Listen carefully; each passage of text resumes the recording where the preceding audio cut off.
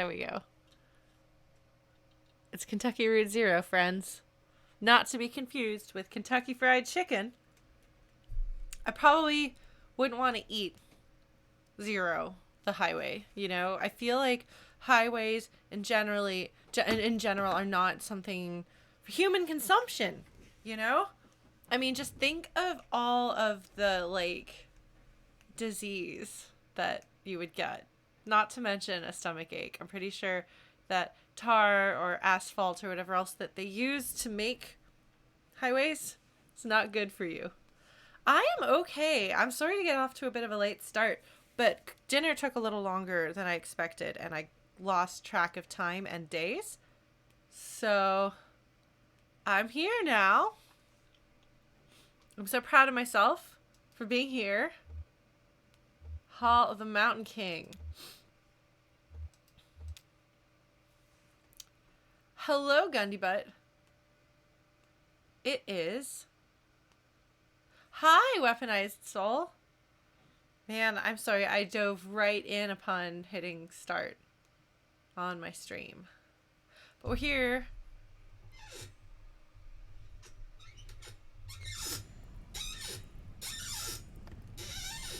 I'm sorry. It feels very appropriate to this game that my microphone arm is creaking.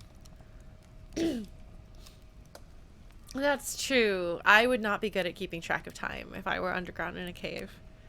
I mean, I probably wouldn't be good at very many things if I were underground in a cave. Just saying, it would not be a very good fit for Lawrence. Alright, so last time we had a music video and we hung out and Junebug's in the party and her friend, who is not as cool as she is, and all I know is she calls him Cricket. I don't remember what his actual name is, but that sort of thing, like having like a cool sort of older, more experienced, slightly mysterious, like slightly jaded female character who calls people by cute nicknames like that is like a weakness of mine. I write characters like that in my fiction. That's how you can kind of tell what kinds of characters I like. I'll be like, oh, it's like so-and-so and so-and-so and so-and-so that I've written in multiple stories. Oh, well, excellent. Good timing, Weaponized Soul. So you remember where we were better than I did. Okay, so we have gone into the cave where we have discovered that the cave in the Zero is actually just an adventure game.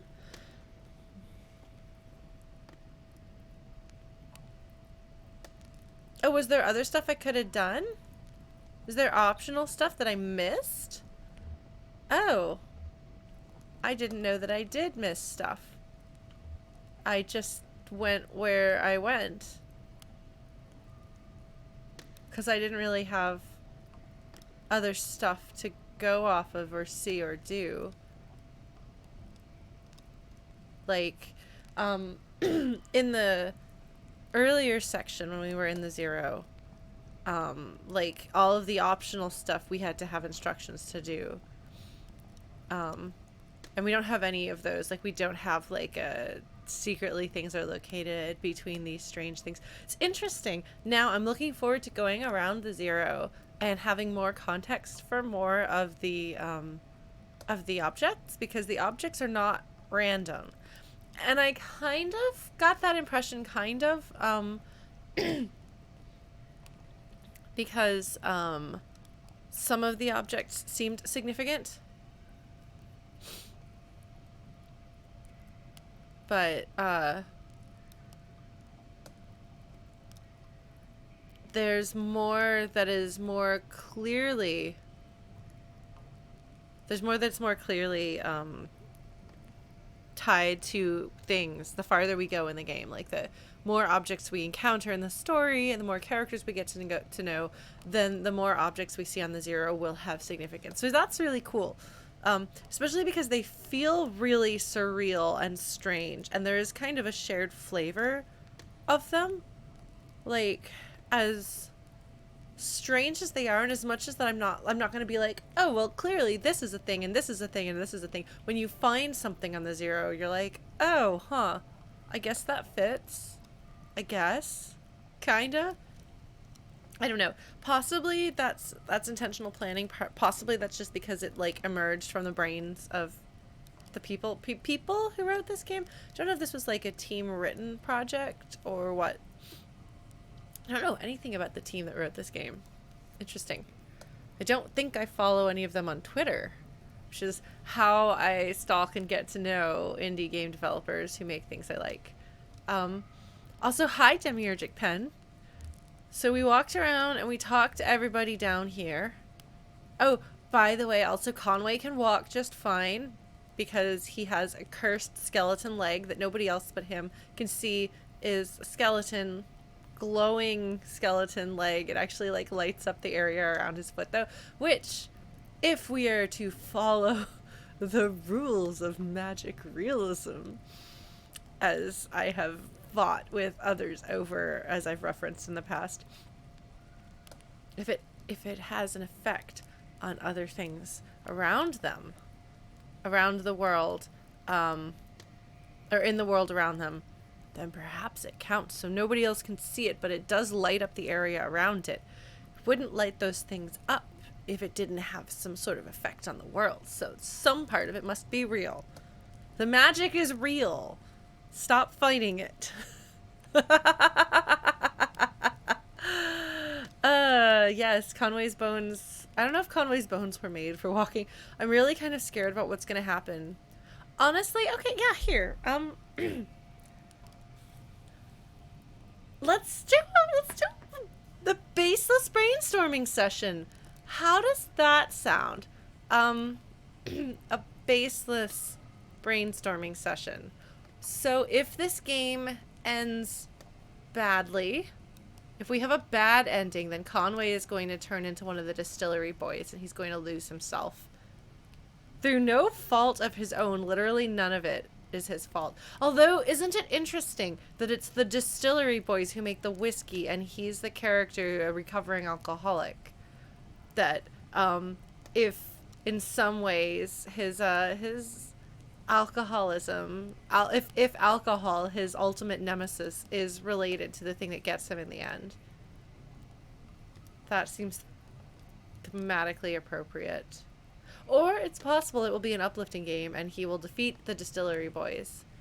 But if everything was bad, then he would turn into a skeleton and everyone would be really upset. And maybe the rest of the party would get away because that would be super unfair. Hey, at least we know what happened to the kid. The kid fell off a roof and died.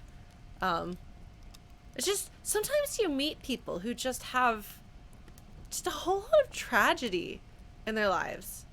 And it's not even the, like, this builds character, or, like, this inspired them to go on and do something bigger and better, or whatever, you know? It's just, like, that's really sad. And that's also sad. And maybe you could have done something with it. You know, maybe you could have done something despite it, but you didn't. Maybe you couldn't have. Maybe you could have. I don't know. You know? And Conway's one of those characters. Like, it's interesting, Conway is older. He's, like, the younger characters just kind of look at him and are like, well, that's really sad. I don't really want to go there with that, though, because it's sad. Oh man, this could be a prequel to Nightmare Before Christmas. You know? That's possible. I don't know that I think it's likely, but it is theoretically possible. I don't know what anyone else's ending would be. Like, the conflicts that we have are at this point not very well defined because this game is very intentionally not well defined. So this is not in any way a criticism of the game itself, because I think it's a lot like the structure of the play intermission that we went through, where I complained about the fact that the beginning of the play seems to take too long. I think that's because you're supposed to be like looking at other things and being like, whoa, I'm in VR, but also because it has to establish the mundanity of things before it starts really getting to the conflict. And so we kind of like put down pieces and put down pieces, and they keep putting pieces on the board. I don't know if we've got all the main pieces on the board yet. I don't know if Junebug is the last character that will join us. But I think, I mean, they've had like little like jabby, ugly bits, which is great, both in like the context of the story and in characters' backstories. So it's not that it's just been like flatly laying stuff out on the table, but I do think that we've been going through a laying stuff out on the table stage, and that's why I can't say this is what this character's plot is and this is what this character's plot is. Now I kind of wonder whether there's going to be some degree of selling our souls to the devil, like kind of metaphorically speaking, like not necessarily literally like horned pitchfork guy shows up. But we have a child, and I assume the child is going to get away. I don't know, get away, what that means. Like, I don't know. I mean, he wants to reconnect with his family, and he also wants to keep his bird around. But I don't really know exactly where they're going with this. Like, wild child living with his bird. Sharon. Yeah, well, so the horse gas station crew, the basement crew, we've seen them several times though. Like those characters have appeared. They were the people who went around the museum, which was a really interesting way to introduce a character who then showed up as an actual character in the game. Very interesting stuff. But they also were the people. They were going around the exhibit, the Museum of Dwellings, weren't they? That was the same characters, right? And yes, we have an abundance of the color blue in our community. Anyway, apparently we're actually talking directly about the game instead of a tangent prior to the game. It's like 10 minutes of talking about this. I don't know where it's gonna go. Shannon. Oh my god, I'm so bad with names. She's another character, like, she's one where she's, like, young enough that, like, she could take some chances that would work out for her. Like, she could go somewhere and do something and find happiness. Poor Conway. I feel like all of the, thanks, Gundy, but I feel like all Conway wants is to just retire to a place where he can sit on a porch swing with his dog snoozing beside him. And maybe have some tea and watch the sunset. You know, like, that seems like that's all Conway wants. Like, how excited he gets in that house in the History of Dwellings or Museum of Dwellings. Hello, words are not wordsing very well for me. Today, really this whole week, which has been kind of awkward because words is what I do for a living. But, oh my gosh, I love the way it shifts a little bit. Uh-oh, we can no longer look at... There's Amy. Hang on, sorry. Gotta scoot up chat a little bit so I can see what you guys are saying. What do you mean by that, Demiurgic Pen? I think that's really interesting. Yeah, so the situation with Lisette that we saw during, when Conway was unconscious during the surgery, I guess, is really, really interesting. To see how complicated his relationship with Lisette is, to see that Lisette is losing herself, losing pieces of herself mentally. Now here he is losing pieces of himself physically. Also, I feel like Junebug's song is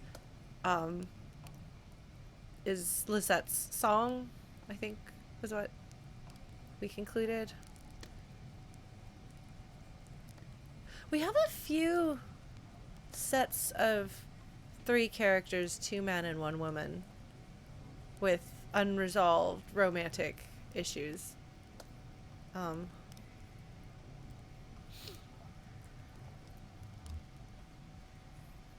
don't know. Unfortunately, because my own memory is really flawed, I wonder if my memory has gotten notably worse since I started streaming. If I used to be better at holding the pieces of a story and characters in my head from week to week. I know I made some really dumb misunderstandings and assumptions during Final Fantasy X, but that was not usually week to week. That was usually something that had happened like a couple of months earlier that I'd forgotten about. I don't know. It's strange kind of to feel like you're losing pieces of yourself. And you still kind of soldier forward. No, that's true, Blue Glass. But I'm sticking to it regardless of whether the game comes out and says it. I think that this is not a game in which things happen accidentally. This is not a game in which a thing is shown or a thing happens just because they thought it would be a good idea. This is a game that is layered with symbolism and meaning and significance. So I don't think that I can read into things too much, which is good. So here we are in the cave that Joseph was written to about the cave. Here it is. There's a computer with Xanadu, which is an adventure game. Roberta Williams, and I assume, I didn't actually look them up, but I assume that some of these other figures around here may be adventure game characters, because this game, I think, thinks it's an adventure game. I don't think it's an adventure game. I think it's a narrative exploration game with branching elements and the option to miss things. But, you know, that's fine. I love both of these genres, and I'm happy to enjoy playing through them. Narrative exploration game being the, I think, better term for what was derisively called a walking simulator. Oh man, yeah, do let me know how stream goes, like the quality of it. Like, I'm not getting any notifications of dropped frames, so it shouldn't be stuttering. I don't know though. My Canadian internet doesn't love me. So shall we go to Xanadu? Xanadu. What am I, from Texas or something? God, the number of people I knew who would go to Whataburger and call it Waterburger. It's funny when people talk about accents from different places and they don't actually know the places they're talking about. They won't include that. But that's one. That's one. That's a little bit. Let's go to Xanadu.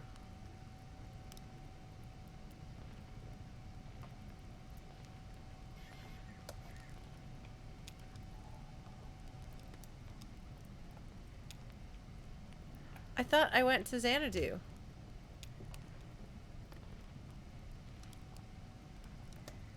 Well, Demiurgic Pen, that's why in place of walking simulator, the term narrative exploration game was suggested. And I think it works well. Junebug is a robot, by the way. She's a robot. Where are we going? What are we doing? There we go. We made it to Xanadu eventually. Let's look at Xanadu again. Baffling control panels. But it's not a visual novel. Visual novel is a very specific thing. Like, that term is already in use. So it would be confusing, even though they are both. Are you serious, Inc? Will you draw her then? I'm pretty sure she's a robot. I mean, she makes robot sounds and has slightly less human coloring. Shannon. It is Shannon. I was right. Okay, well, that's alright, Serious Inc. Yeah, no, visual novels are... We played a couple of visual novels on stream. They're very clearly, I think largely very clearly defined style of narrative experience.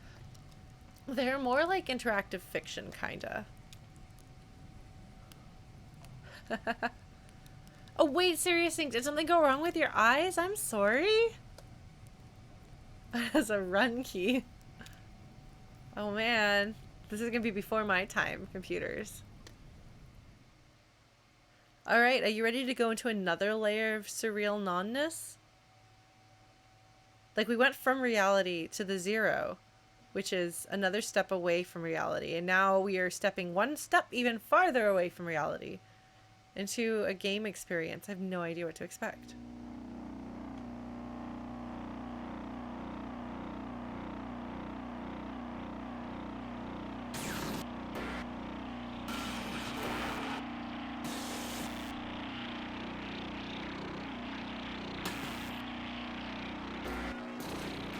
At Xanadu? Hold on. This is a game that is struggling to run. It's a house. Staring at the edge of a building. Around you is a fence.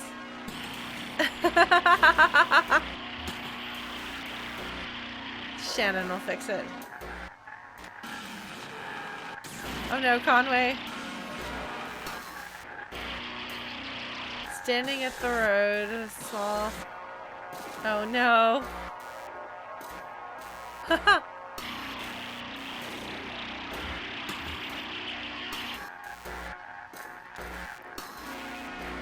I like that everyone else is giving directions, arguing about what to do, but Conway is the one doing it. That's a very...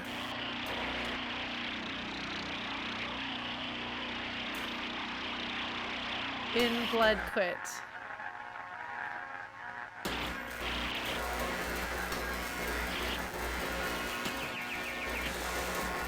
You're in blood quit. Something east-west passage. Oh, hey. You know what this makes me think of? The tape deck. Yes, Joseph and Lula remove the computer and carry it on their backs. And yes, this is totally Joseph and Lula and the other fella who's right out here. So that's the last trip, so everything's here now.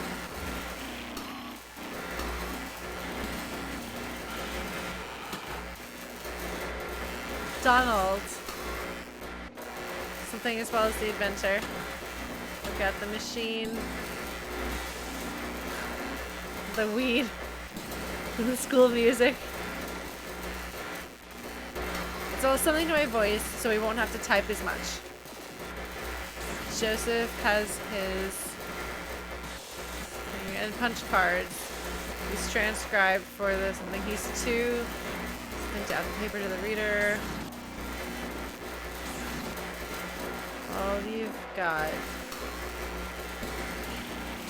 A CRT display.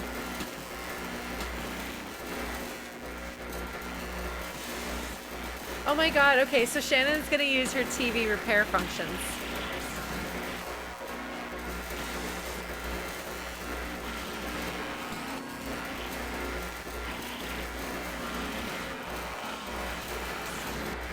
Alright, Shannon.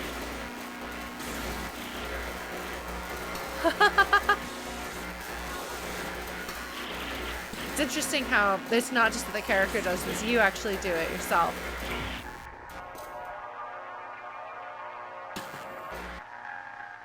Hall of the Mountain King. Oh, that's where we are. After what may have been years, you stumble out of a tunnel into a cave. You open, I don't know, stalactites, adorn the ceiling like giantesses. In the center of something, an enormous rock spire. This is where you set up your...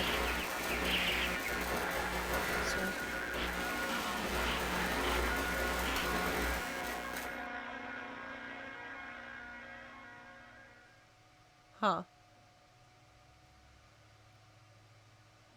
It's definitely related to that section. With with the part of the exhibit.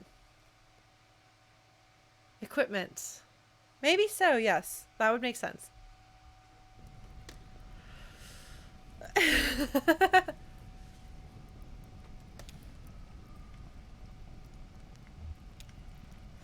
if there's anything new in the description here.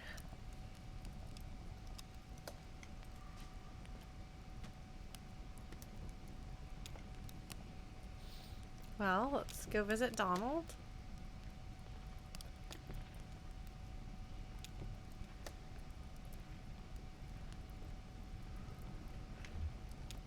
This will be the descriptions. This is totally okay, fine. I know I just said this wasn't an adventure game because I think of adventure games as being you have things in your inventory and you try to solve puzzles with them, regardless of what kind of adventure game you're playing, whether it's like an old school Sierra game or a LucasArts game or like Back to Lake Zork or anything like that. It's about figuring out what the tools you have how you can use the tools that you have to solve your puzzles. Whereas here, we're just walking around looking at things, talking to people, finding places to go, and branching dialogue, but there's not really any of the puzzle solving. But the way you look at a thing and it describes stuff like, oh, hello, I too have played text and graphical text adventures. So it definitely has that going.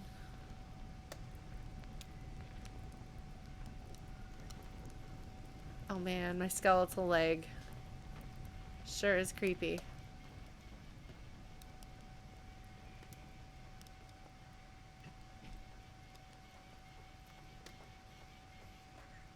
I wanted to get to...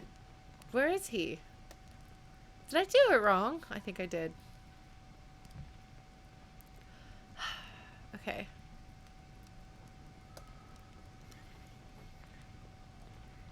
Yeah, basically Blue Glass. It's not about solving puzzles. It's about talking to people and picking what you do.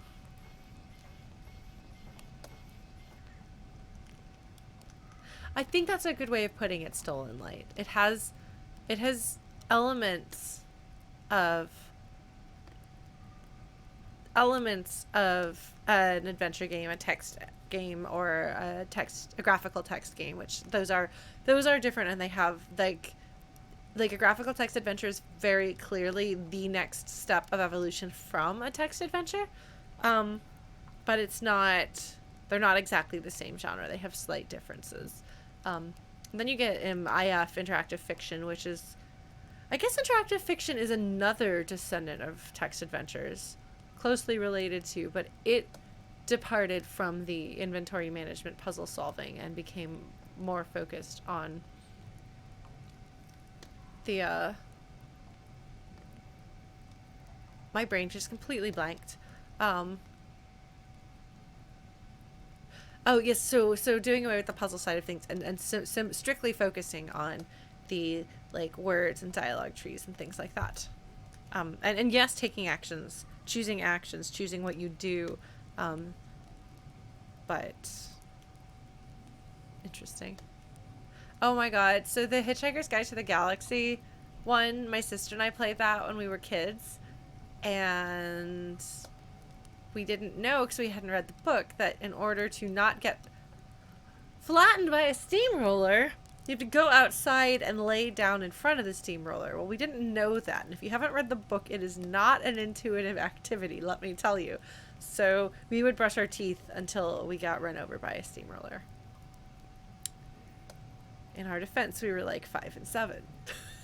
But still. Alright, so you've seen it for yourself. What's left of it? Is that the end? The chalky bones of a beautiful dream. I don't know, Donald.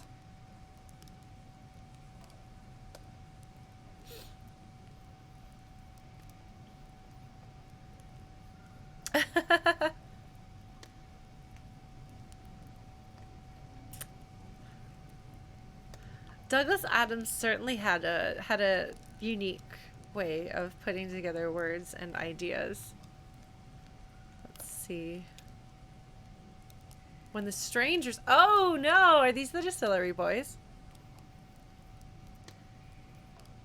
Huh. Working songs.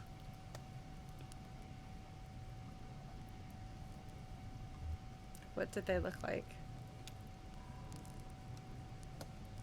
Oh.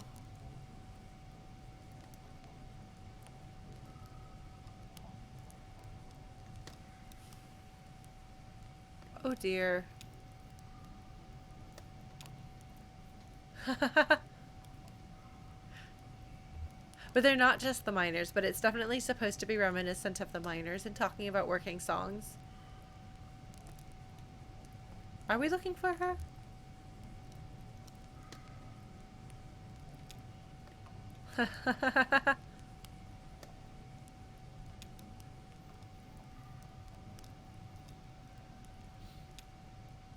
Yeah. Yeah.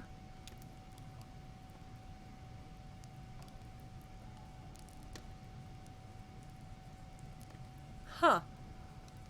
Interesting. And then I suppose it got destroyed by the strangers. Until... But maybe. I guess we're going to go... Many eager seconds. I guess he means, like, people who've come to be his interns and they never came back.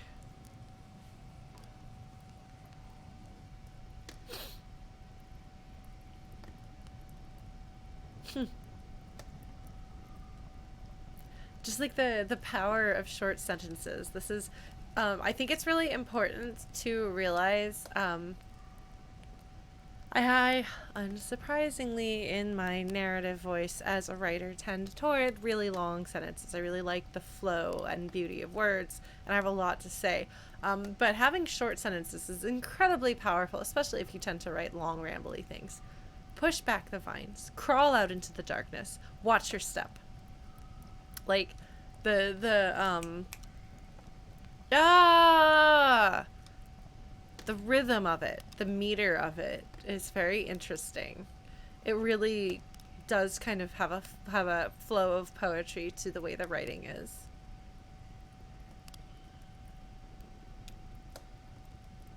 That's where the strangers come from. Had a few dreams left.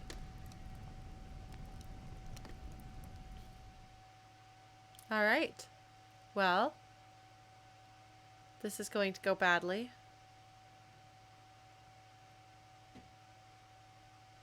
Where the strangers come from, that's the location. That's where we are. Huh.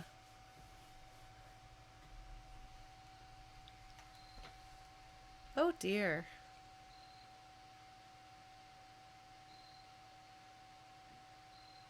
Those look like graves. Oh. Oh dear. Yes, those are definitely graves. Well, this bodes well.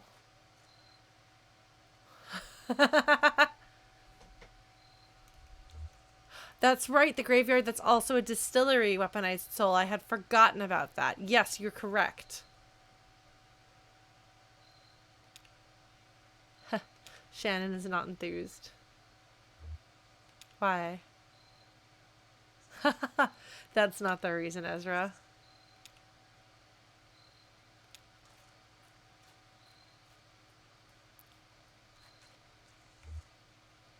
So many things to see and do and talk about.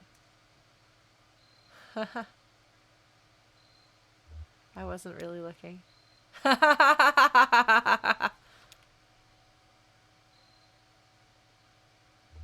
Why do you dress like a punk? That's really cute. Junebug is definitely other than human. I want to be specific.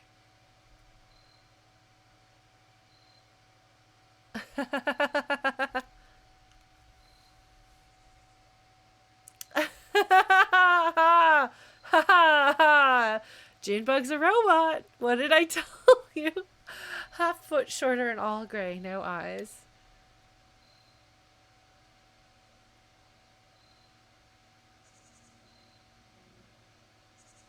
Huh. Huh.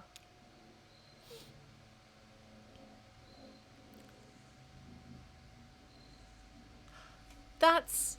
Oh.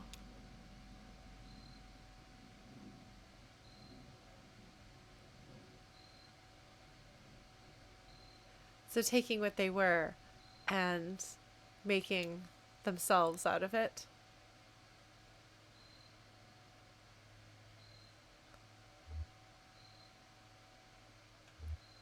Oh man. Oh man. One of my friends on Twitter was talking about Junebug, like being able to make a good case of Junebug as like a trans narrative, which I'm seeing some elements there. I can understand what she was talking about. I mean, there may very well be more. Ezra. Ezra.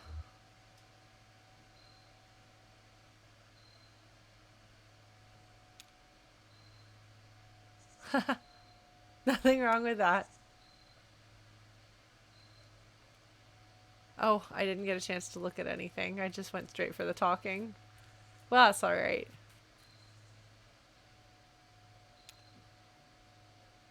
It wasn't... Oh no. Oh no.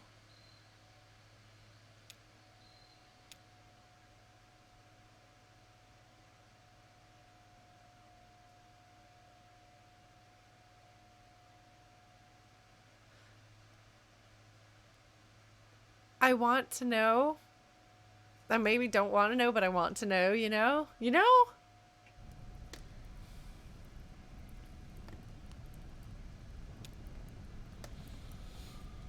Well, Donald.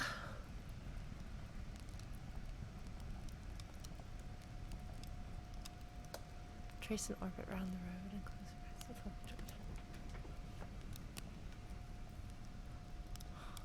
This can't be something outside of this game. This is... We unmold and whiskey. Whiskey. This has to do with the Distillery boys, I suppose. I'm not sure it was worth it. I want to know.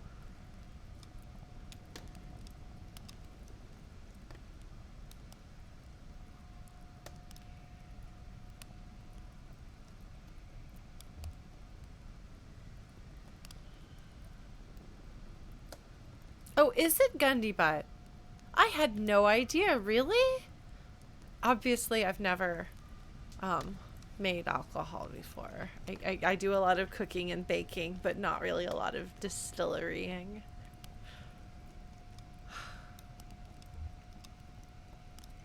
It's interesting, whatever we say here is what they said. That's such an interesting way to do narrative.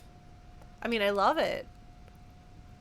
It's kind of like developing a pretend game as a kid, you know? You know?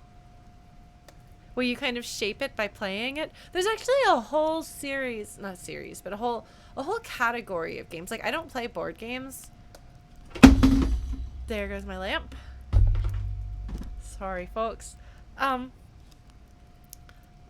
don't play board games. I don't really play card games. But there's this kind of sort of partway through, somewhere in that vicinity, sort of narrative games, storytelling games. Like The Quiet Year is one of my favorites of those. And it's like, as you tell the story becomes what you say it is, you know, like as you shape it. Like as you make the thing, that's how the thing's always been, you know? It's like building a story. Here we are participating in the creation of the story, not just choosing what happens, not just choosing how we react to what happened, but also shaping what happened.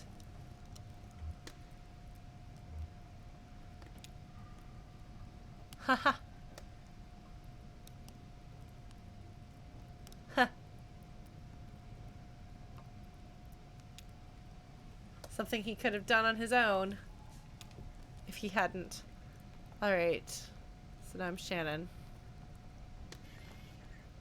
Conway still just has the one skeletal leg.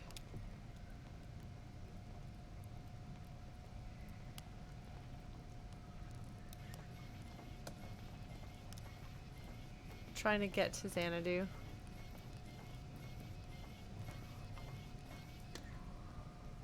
There's Roberta Williams. Hello. We're almost there. We're almost there. I hope he doesn't become a full skeleton man. We'll find out if he does. I gotta say, the fact that, like, I don't know what would be worse. Them never telling me what the horrifying thing was and just referencing how horrible it is. Or them telling me something and putting something horrible in my head. You know? I mean, the worst monsters are the ones that come from our imaginations. Like, the worst horror is in your own head. Huh. Yeah, it generally does work pretty well, but I wonder what they're going to do with it. If they just never tell me, that would be very interesting.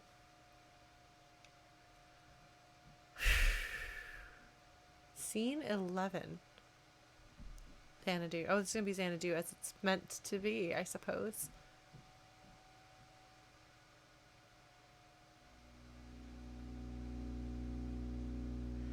Elegant, lively synthesizer music.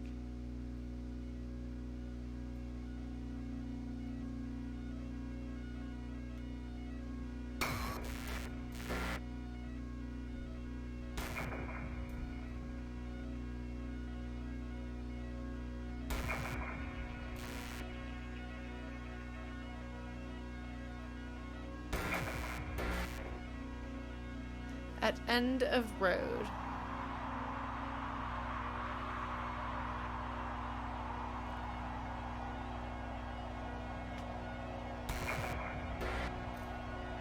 Oh, this is just like the Zero.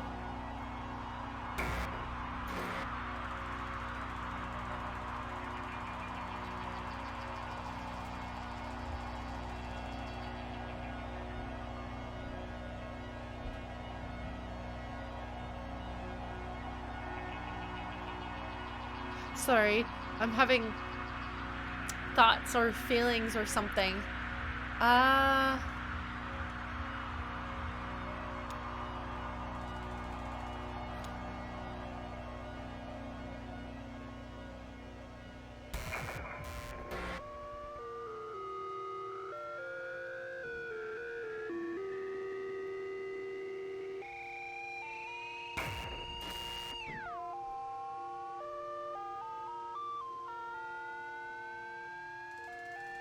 Musically, this is very interesting.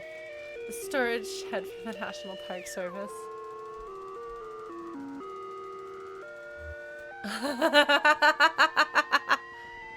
Oh, yes, it is. But something's wrong with it still.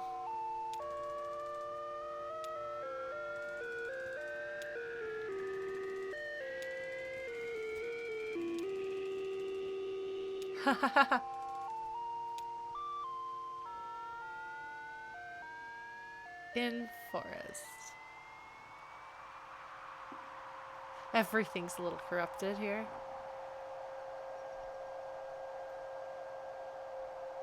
So here's the forest with the strange squares, just like the world that we're in now. Let's climb a tree.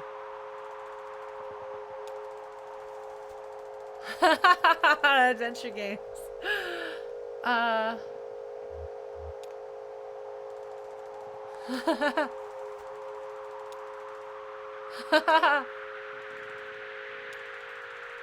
You're in forest. Hey, it's a maze. Oh no. Let's go east.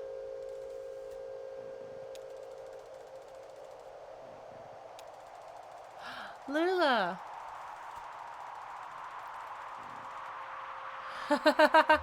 Sorry, Junebug.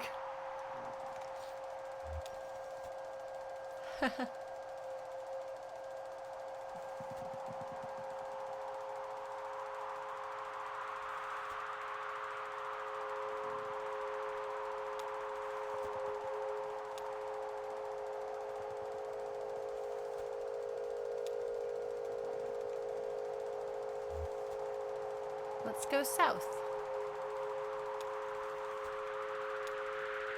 Ah.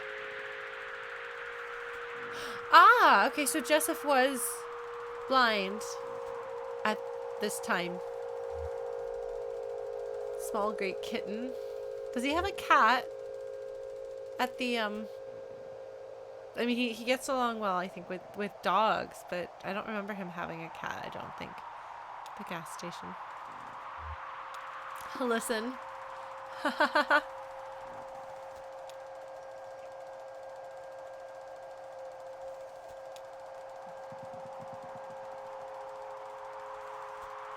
You beat a melancholy shuffle through these woods.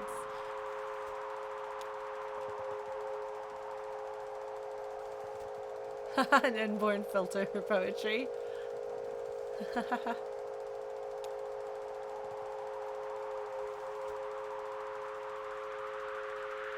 Oh, maybe we'll encounter a possessed cat or something like that. Poetic subsystem. So. At edge of hole. Oh, this sounds good. Oh dear. That looks awfully like the way the zero is shaped, doesn't it?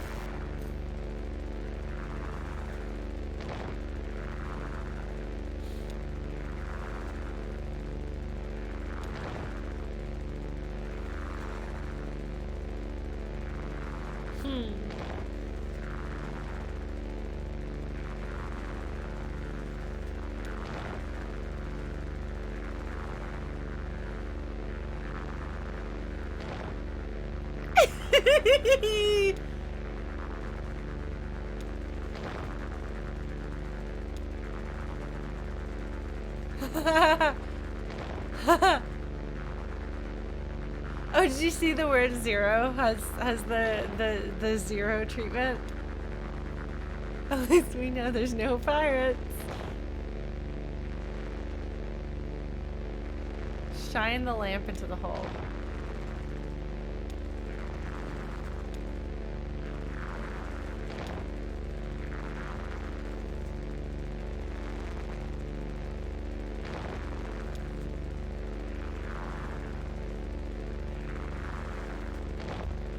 Try using the rope.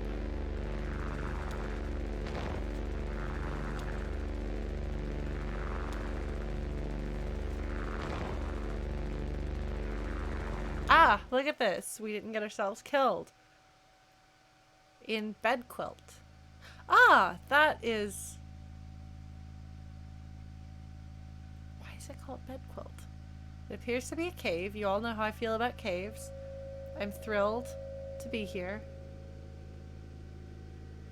Also, the audio is really kind of creepy. Long east-west passage with holes everywhere.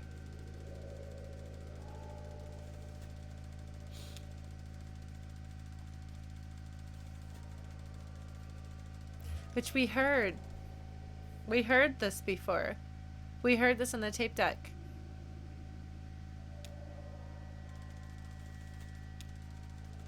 Haha! You make an awkward joke.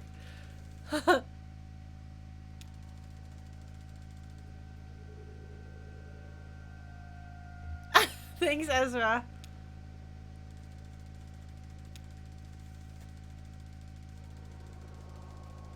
Huh.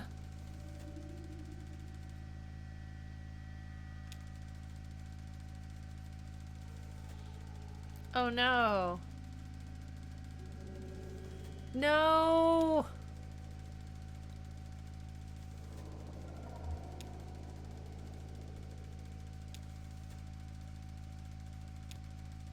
There's the tape machine, yeah. We borrowed from the School of Music. Oh, it's funny because they had the word weed in the misunderstood butchered version of it. But yeah, no, this is totally, I remember this.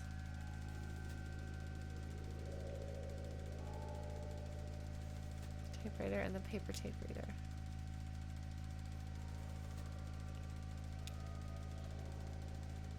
Jealous.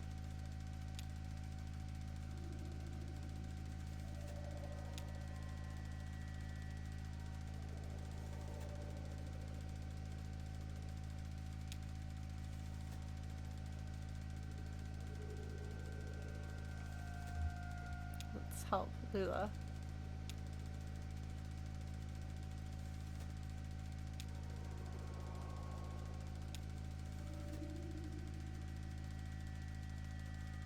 Yes, Skinny Bud. It definitely is an interesting choice.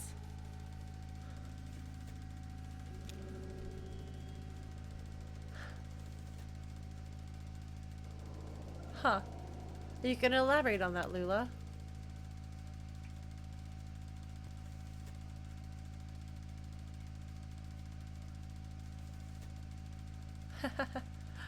But humans can know and fear death.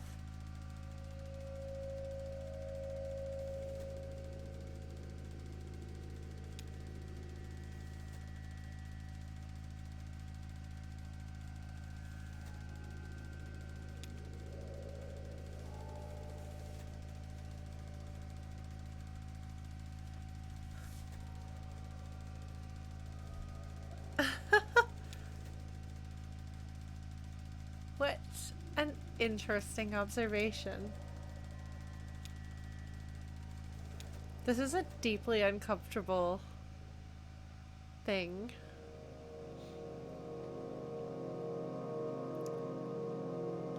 I don't know that I expected this game to be quite as dark as it is, honestly.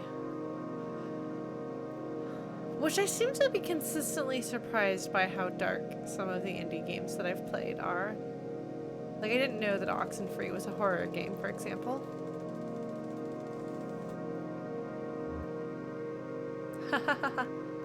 What's up, Shannon?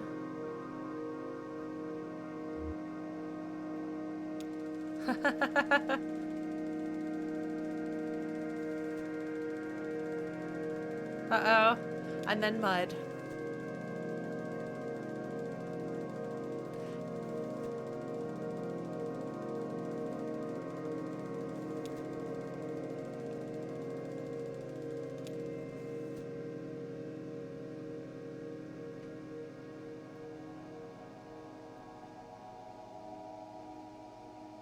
I guess I haven't played that many indie games. Ah! This looks like the Distillery boys. That looks like a glowing skeleton to me. Doesn't look like a glowing skeleton to you.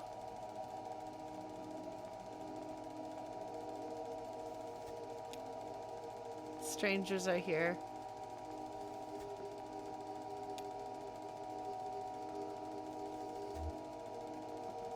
I think Junebug has good instincts.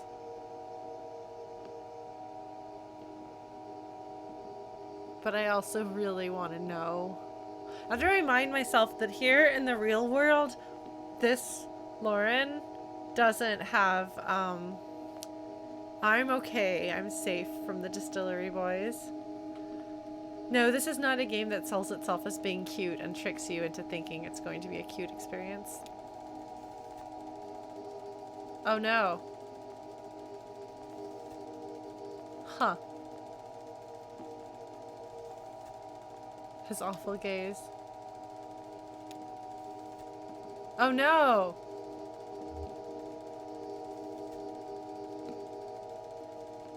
This isn't good. I think the in-character thing to do is to follow Lula. That is not... Okay.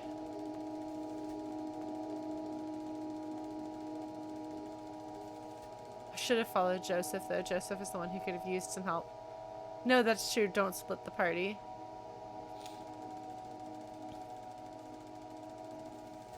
You have hit a dead end.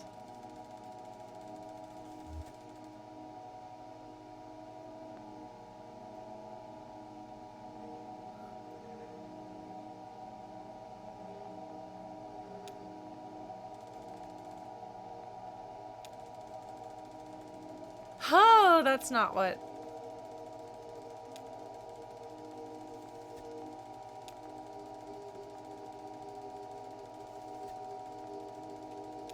This isn't good.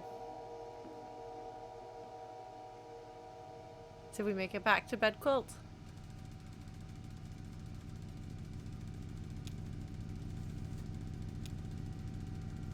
Where is Joseph?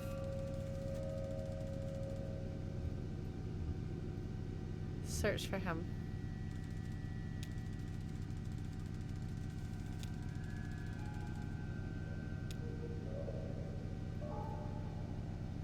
With the equipment.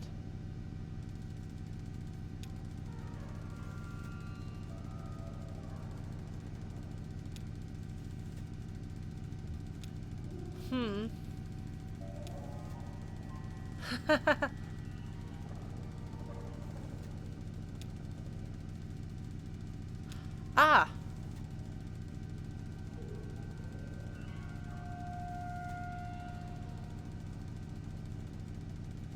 Yeah, he wouldn't know.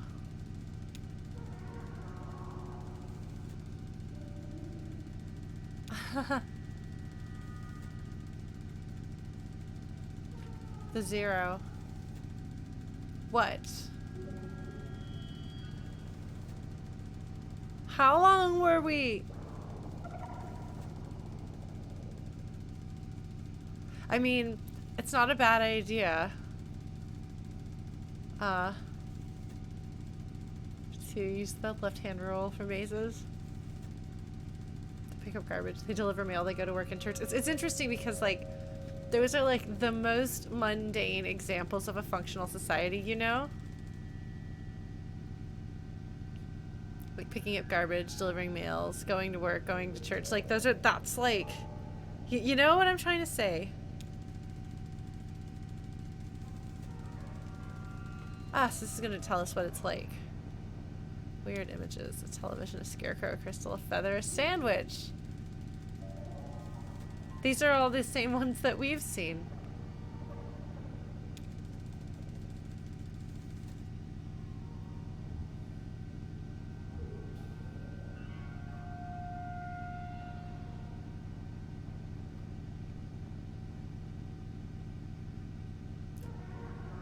Okay, Donald...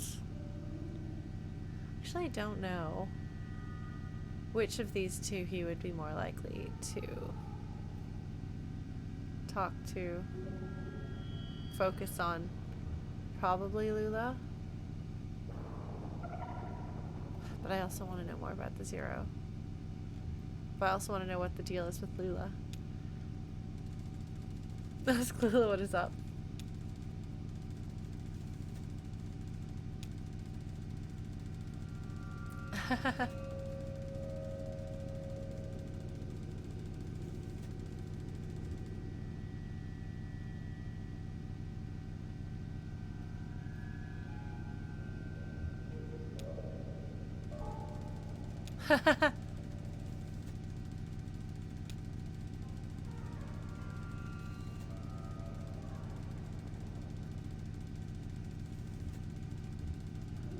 We can hide from the strangers.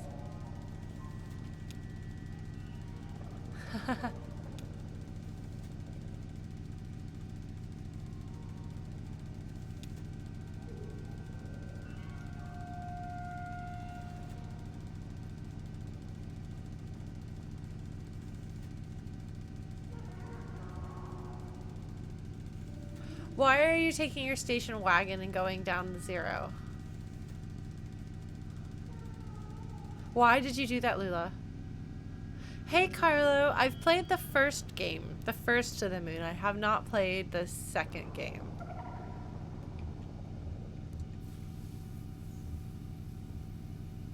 Yes, this was on the tape. Yeah, I remember that. I want to know why.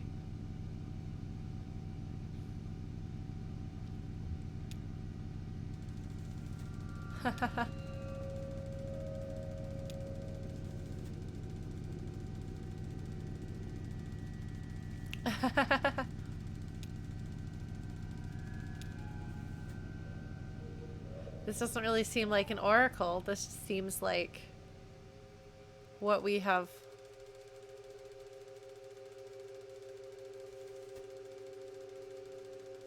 Oh dear. Yeah.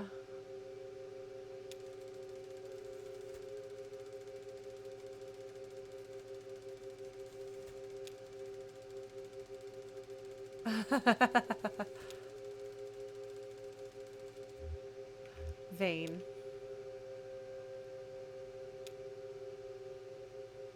Ah!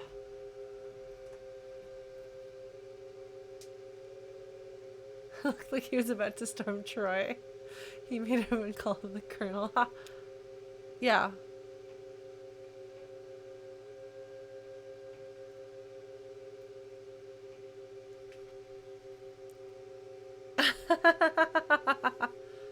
That's funny. You know, it is a memory. He talks about it being a perfect oracle, but it's not.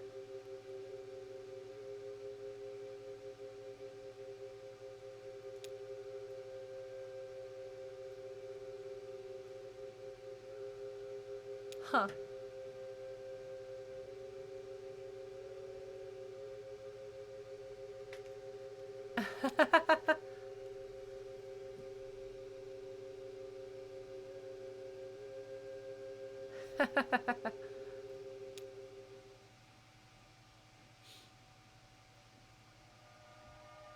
So this is him finding this place where he's gonna reveal his evil secret. Doing this. I like that we can still do this. You know?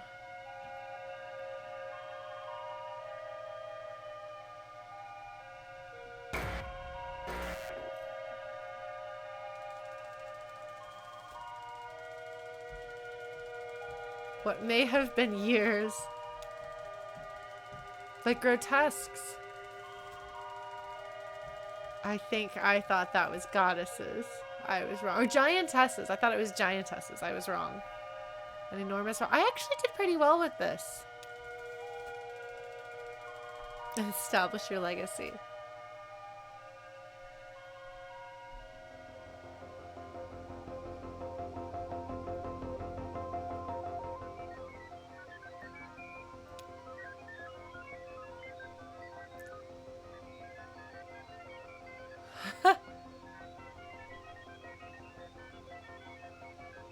Huh. Oh no! We've played games like this in this game. Hire a new research assistant.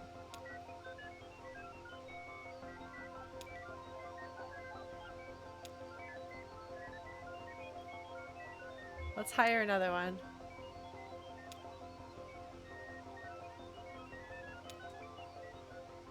Ah, okay.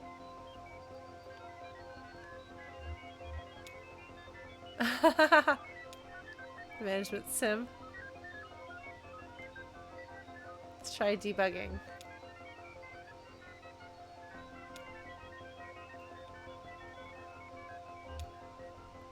Is that with anyone else? Try again later, yeah. I guess we'll sleep.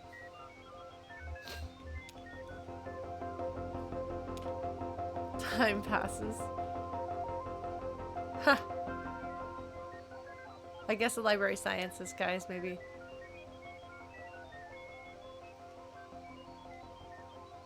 Huh. Romance index 0.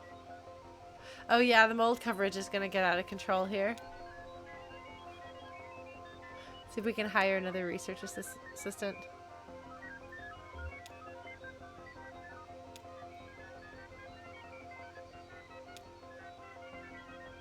Ah. These are the people who are in the cave around us.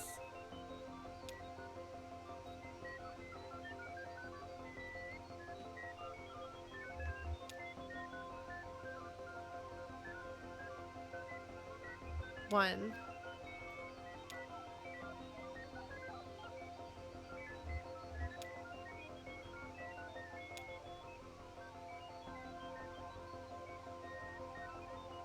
I don't know what I'm doing. I probably shouldn't think too hard about this. Ah, okay. Time passes. Lurid imagery from a dream journal. Discards centuries of exhaustive data on the uniformity of cause and effect. That's what I do. Speculation is for me. The realism index has gone down. The romance index has gone up.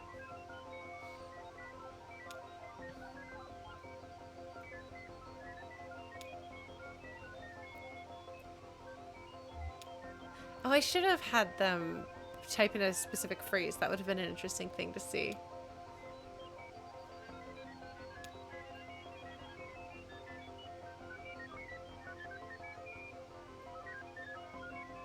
Huh. Huh. Huh. I can't say I saw that one coming.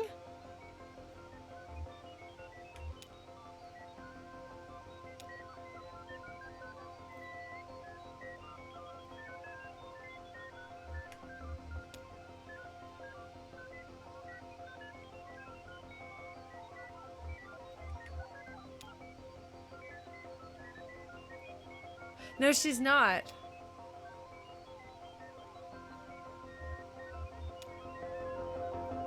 I have no idea what I'm doing.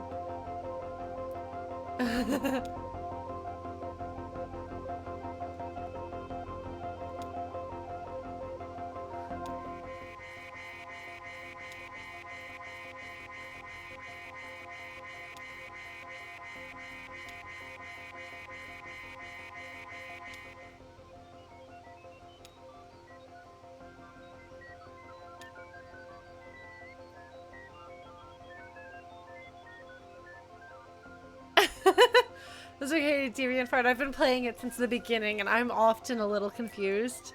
Well, the mold coverage is down to 0, so is the realism index, but there sure is romance. Let's hire... Sure. Try to quit and start over.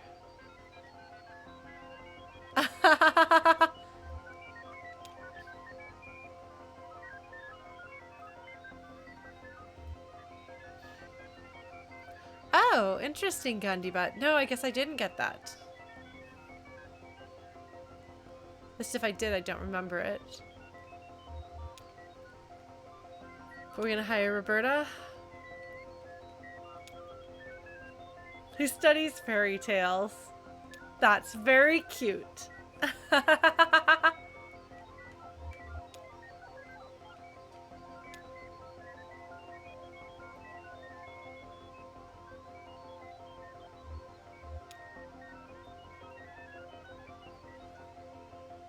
One.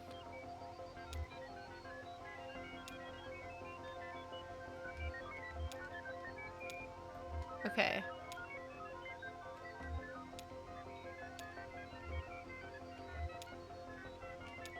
Sorry, Fox.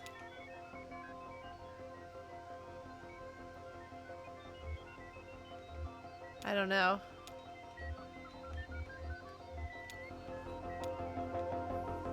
Roberta widens tunnels slightly. Ha! That's funny.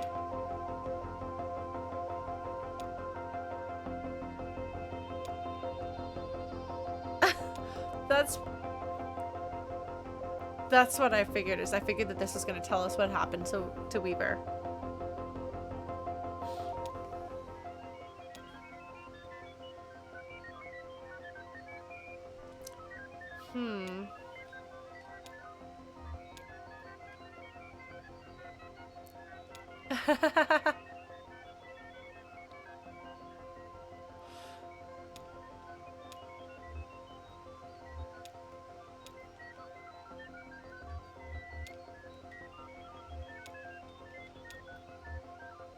I do like this is a way of knowing what happened to Weaver, you know?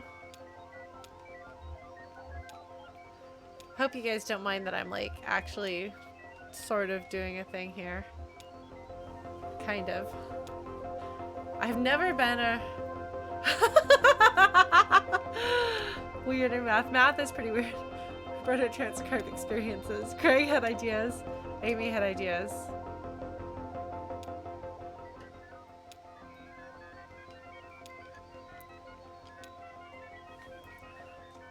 I'm curious if we can get the mold.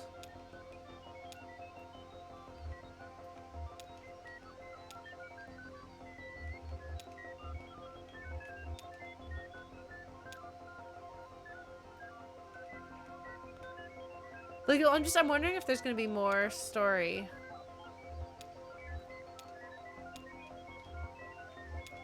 You know, like, are we gonna discover more things?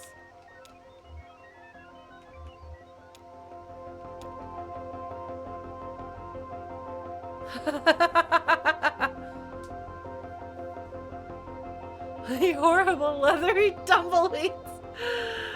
That's true, Marianne was the receptionist. So all of these people's lives get ruined because Donald hired them to work on his project. And he keeps hiring them, and their lives keep getting ruined. And he doesn't think or care. You dream fitfully. Huh.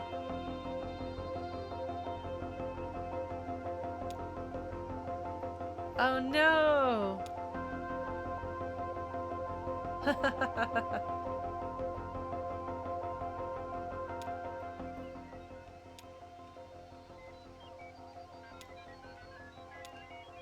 Let's just hire every...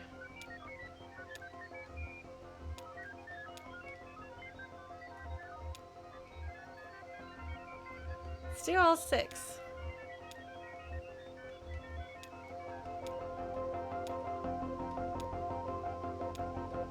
Everyone had ideas. Okay, yeah.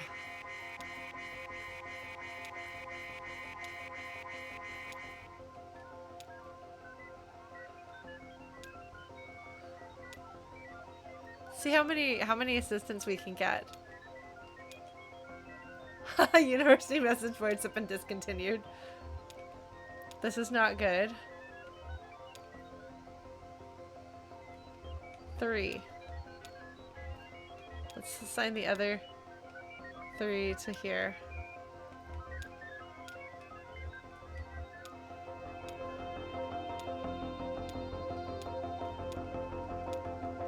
So it's looped. I want to know, am I gonna get more story bits, you know?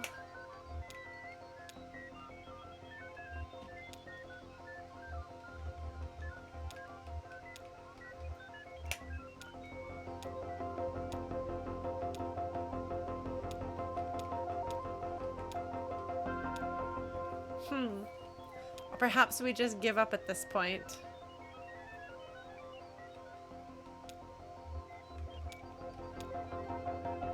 A mail carrier on bicycle brings you a sizable bill from the power company.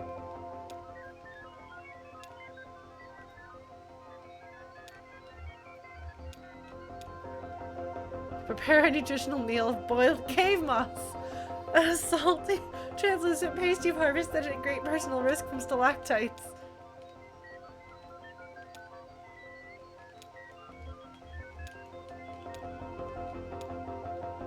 Finally, they leave.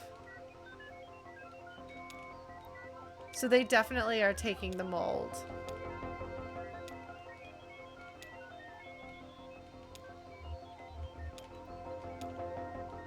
Okay, so now we've hit the actual loop.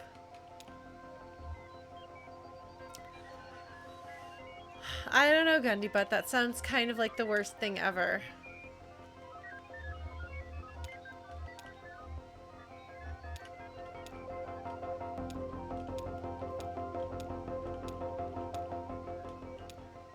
Okay, yeah, so it looks like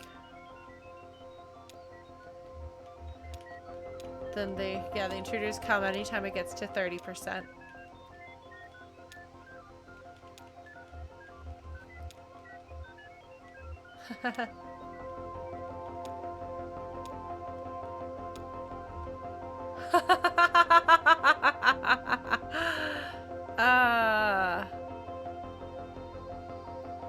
Oh, you can die in Xanadu by jumping in the hole? That would be funny.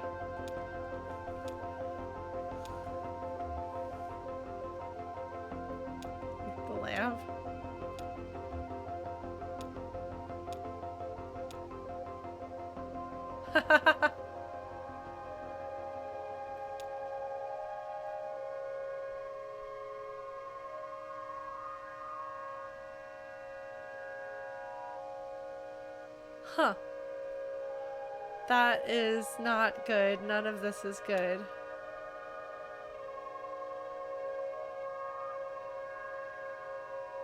Here's the oracular part of it.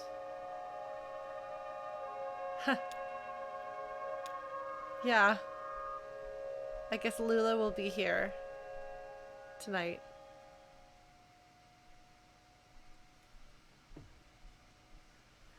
This is truly a lot of scenes. Yeah, no, it's definitely text adventure. I would say more like, I mean, granted. Oh, look, see, there she is. Ha! That's interesting. Let's talk to Lula. Haha! I can't help but hear things.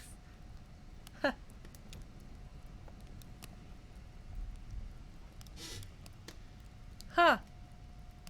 Oh man, Milton was very sassy. If you haven't played Talos Principle, play Talos Principle. It's one of my favorite games I've ever played.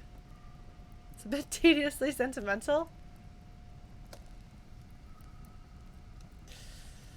Ah, we found your doctor.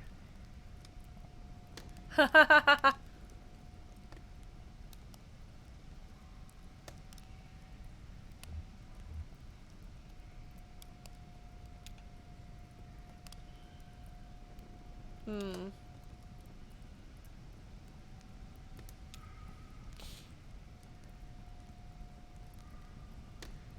Sort out his street name collision. Wasn't the bureau.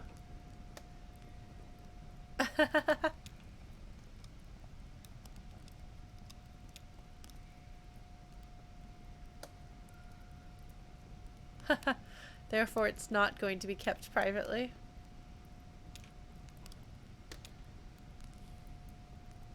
Hmm.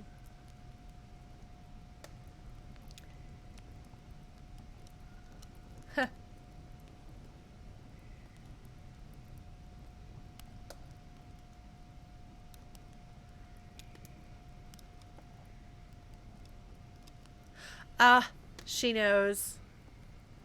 I guess. Either she thinks that he's been drinking for real, or she knows that something is up. This isn't good, though.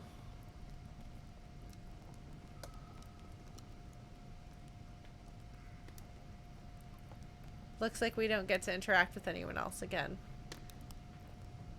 Well, that's fair.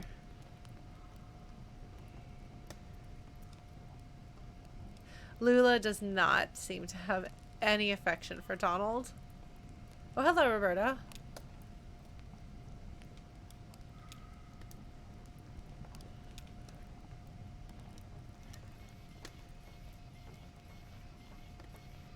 I'll do that. I can't check my notes until I get on the 0. Ah, the gate was not open before. Let us go down then. Oh, it's a song.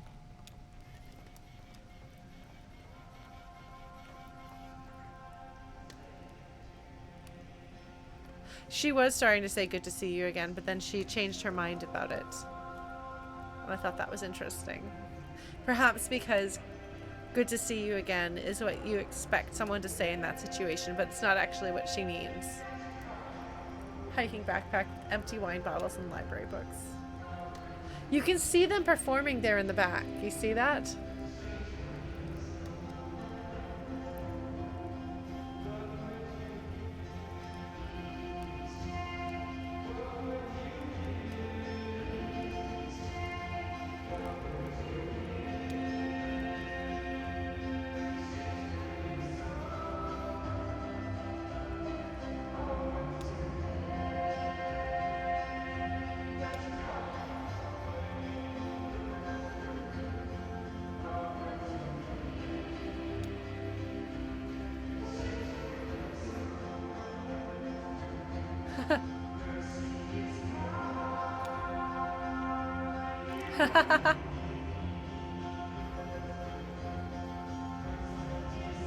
Look, I have to stare at everything.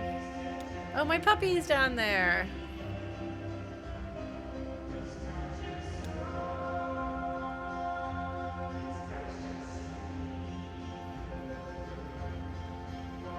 The importance of things. You know? What's up, Homer?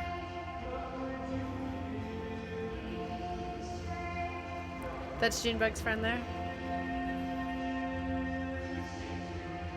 Haha. Here's you and Johnny. Haha. Johnny, what's up? I'm actually not sure.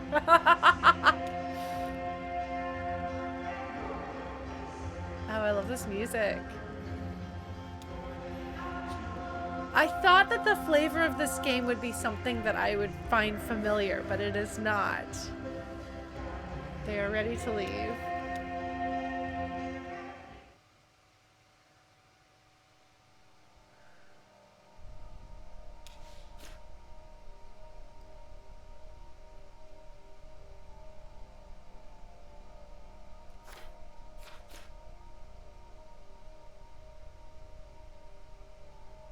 Did we go to the Consolidated Power office?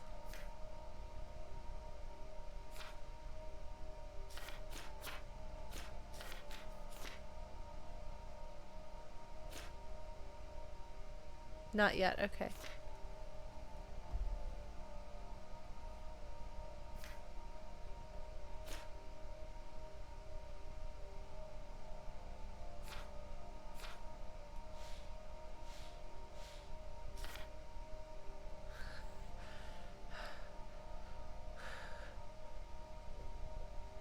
Oh dear.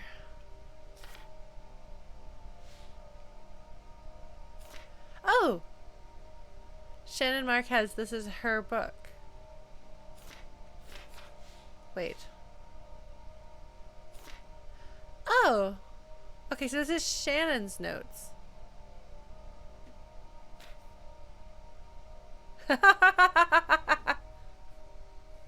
Oh, she did totally tube Moss on Weaver's TV. Interesting, huh? Moss. Dusty's sad.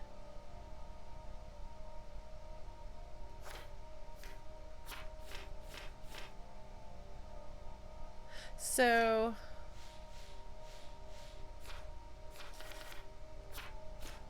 I want to go to the Consolidated Power office. So we're going to go to the Bureau, but we're not going to progress the story.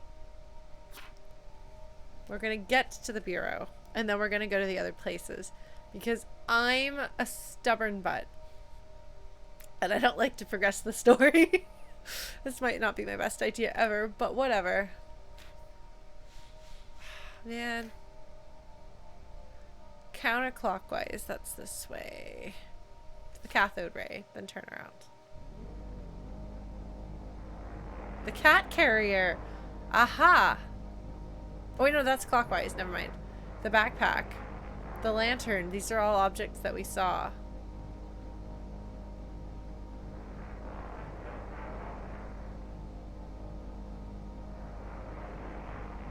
The cathode ray. Hold on.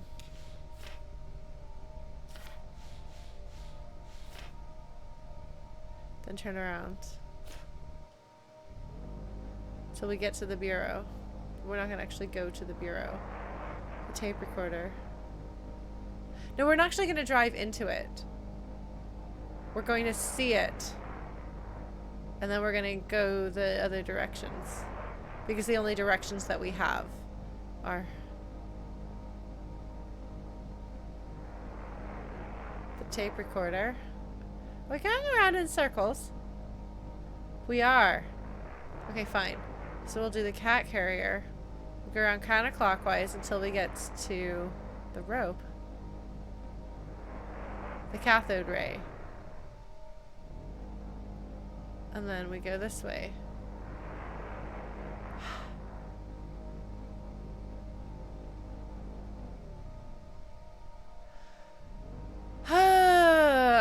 like I'm doing the right thing, but I'm obviously not.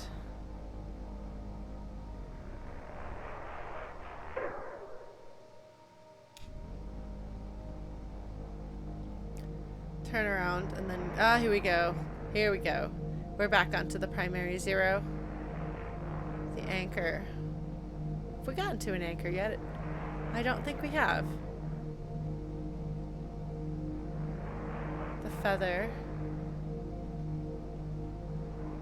The wheelbarrow.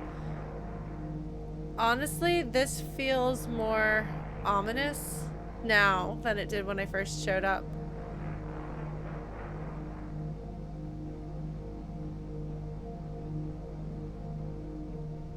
Okay. Should we go to the Rust Archives or should we go to Consolidated Power?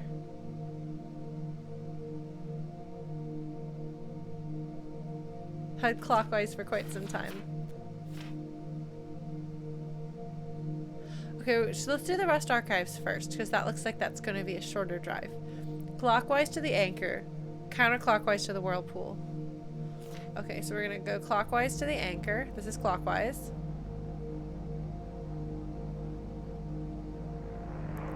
The crystal. The pipe organ. Which feels like a churchy thing. The projector. So we want the anchor. The anchor is what we're looking for. The bell.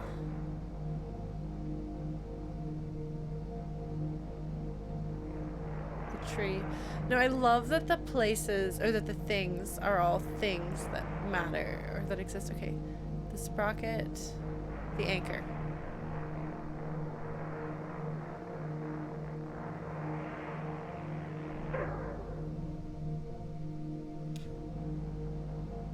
Okay, and then we are looking for the whirlpool. What? Hold on. Boat?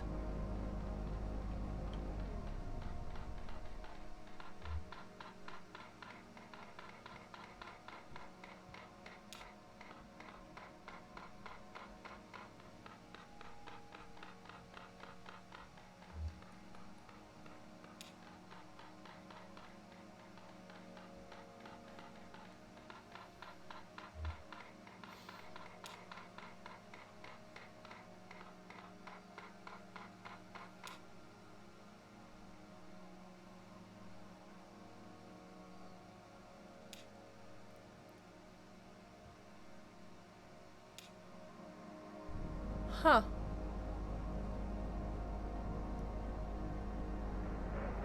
The buoy. We want the whirlpool. Ah! Here we go.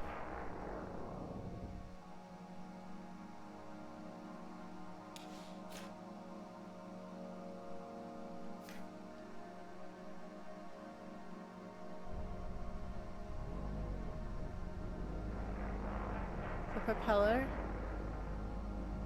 Rust Archives. Here we go. We found them.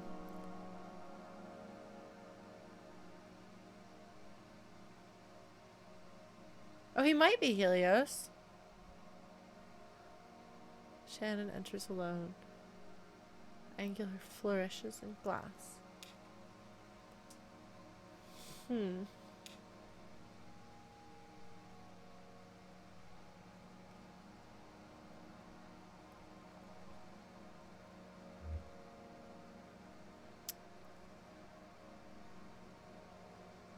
These are Lula things. Station wagon. Mexico City. What are we more interested in? Lula visiting Mexico City in her station wagon? Or Lula creating a kinetic sculpture in 1968? Let's take a look at this.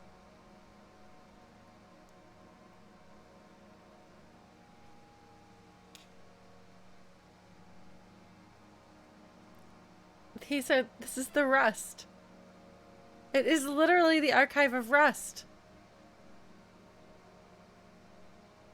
Thank you, Gundy Butt. Because you can tell my memory is not very good.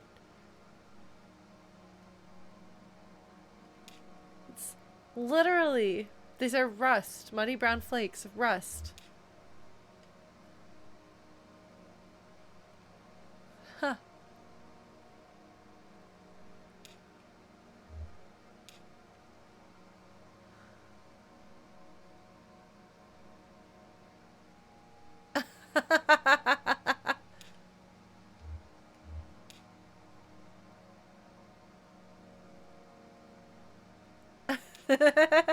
Are there institutional hazards?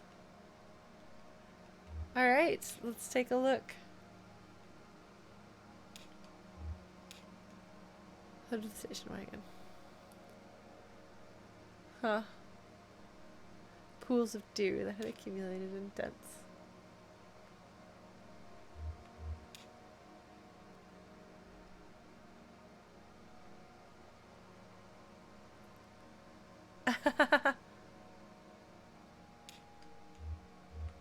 That's a fair point, Gundy Butt.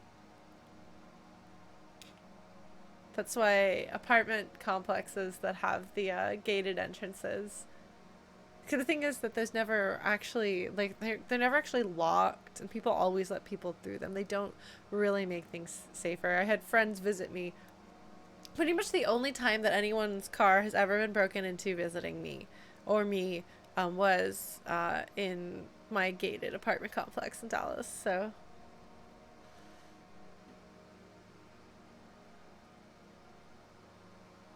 Huh. After being abandoned for some time. That's interesting. So there was a period of time that she didn't use the station wagon. I'm afraid I don't have the...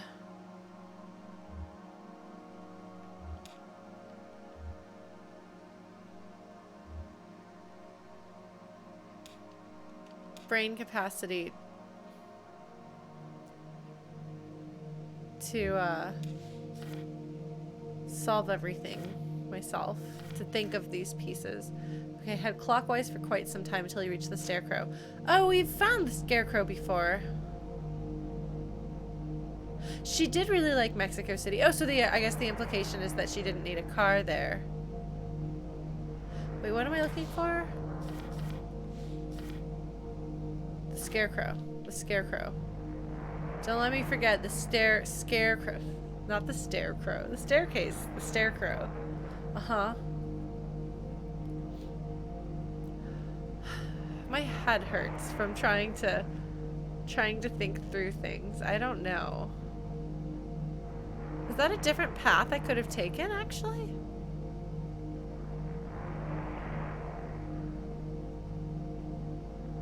Maybe so.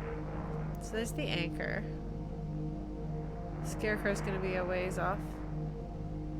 Yeah, that was totally a path I could have taken back there. Did you see that? Is that how I get to... Scarecrows? Here we go.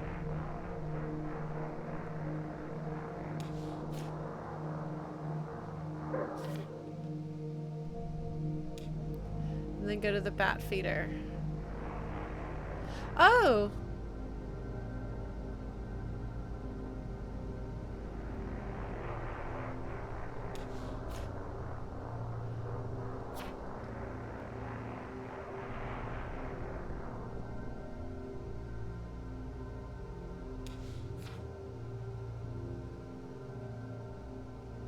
Turn around and it's a short clockwise drive.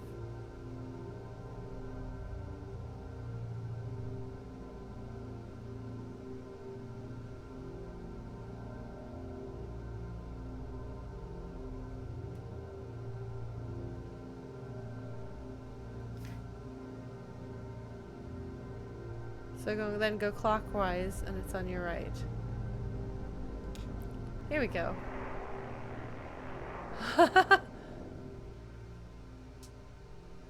Oh dear. This doesn't seem like a Very safe or secure place to go. Oh, we get to go in a bucket. Think about Weaver. Hahaha.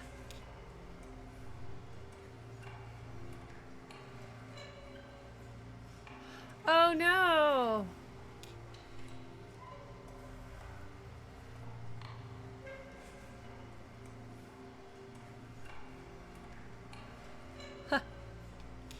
That's a funny point.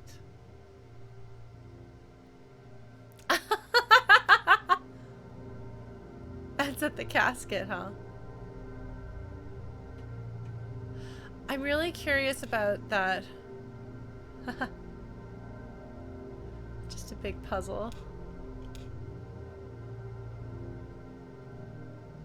Okay. How do we get to storage facility? Find the crystal and then turn around.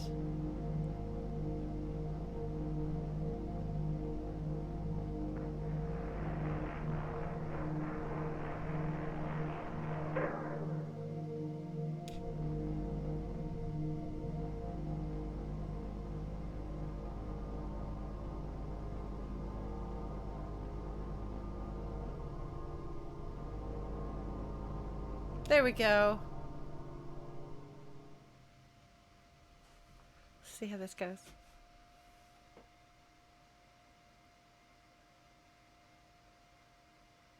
See if he's set up. Random access self-storage. You never know when you need to access the self-storage randomly. Okay. Conway and Junebug.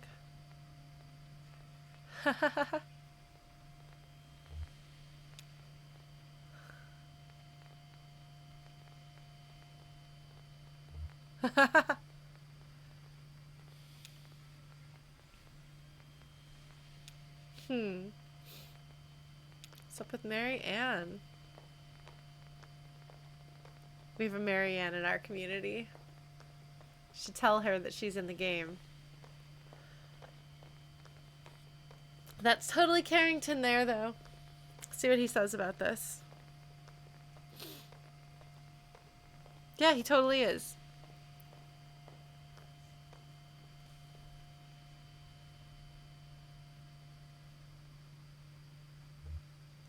I'm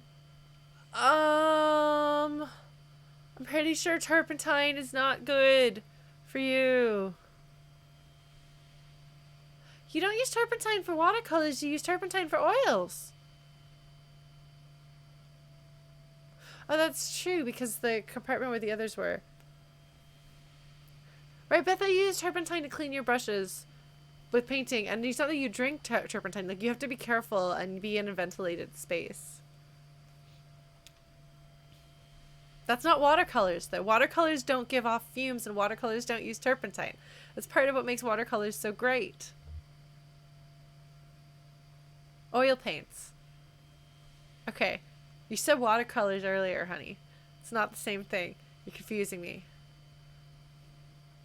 Ah, okay. Maybe I just can't read then. I love Ezra's just completely random interjections. Smells dangerous. Totally safe, I believe it.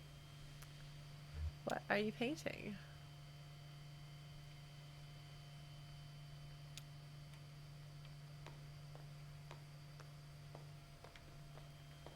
Carrington is here, but I don't seem to be able to do anything.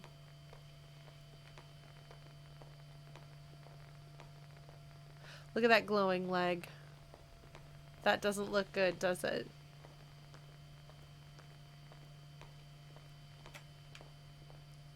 No. Yeah, I'm trying to get to him.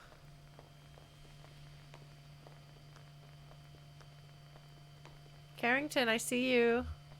Hello, Carrington. Make me have to work for this. What do you have to say, Carrington?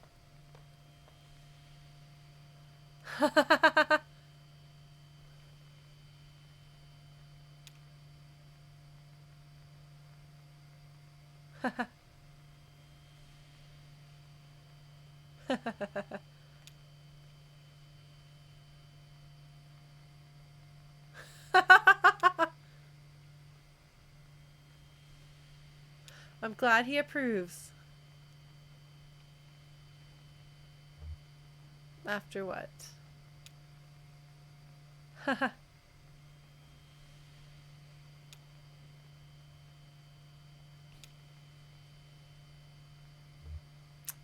Oh man, the Glass Menagerie. Now that's a classic.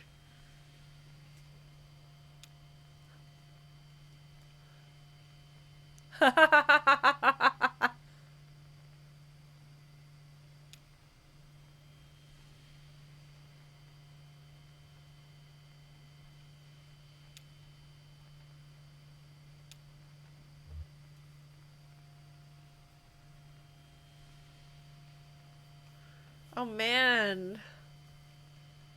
This is such. Oh my god, Christopher Durang? Now that's a name I haven't thought of in a long time. Wow.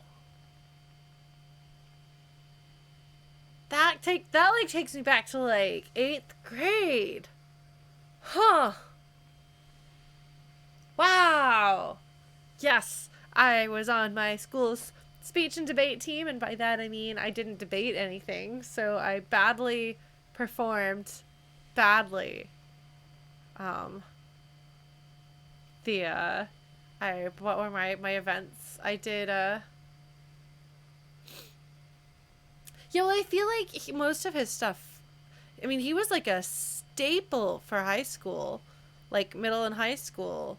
Um, oh, did he write the one that I did the dramatic monologue from? Maybe. I'm trying to remember. There was something of his that I did. Oh my god. Oh my god. That sounds vaguely familiar, Blues. It's been a while. Yeah, I tried to do the duet, and I did a dramatic interpretation. I sure did not do comedic interpretation, as I'm sure you can imagine. Yeah, I did this monologue, this piece called Clear Glass Marbles. And I tried really hard to be good at it, but it turns out I'm not a good actress. Oh, that's fantastic, Blues. Well done. Well done. Um, I did group improvisation, which was comedy. But I would play the straight man to everybody else's wacky over the top characters. But I was actually pretty good at it. We were pretty good at it. Not like great, but that was like the only event that I ever like placed in. Anyway, this is how I know that I'm not cut out for acting. Alas.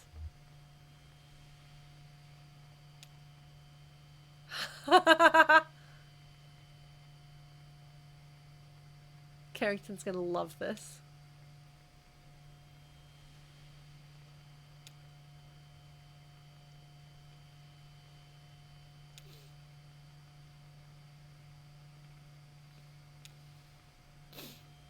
The death of the hired man.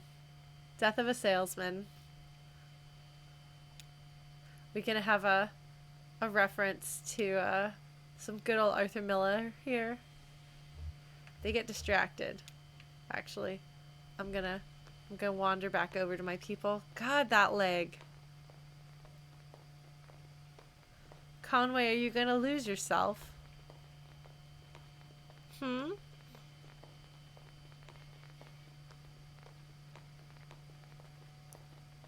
Yeah, they're totally gray figures. They are ready to leave.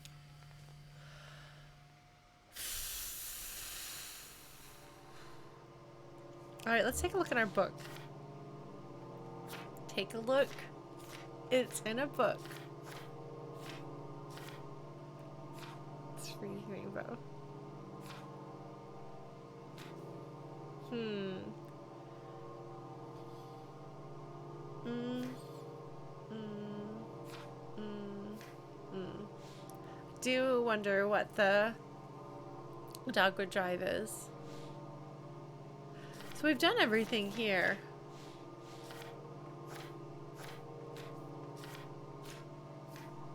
Happy hitchhiking. And then this phone number, which I assume you can actually call. This I'm scared of.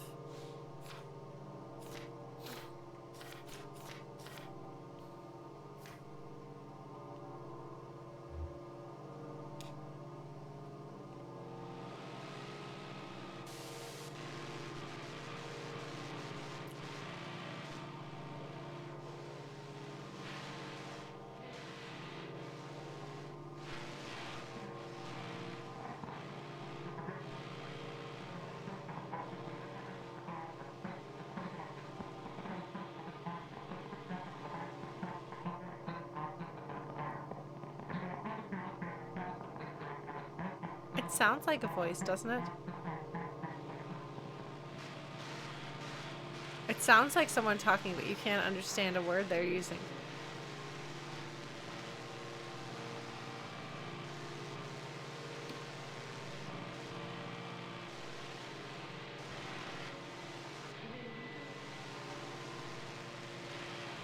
That sounded a bit like a working song.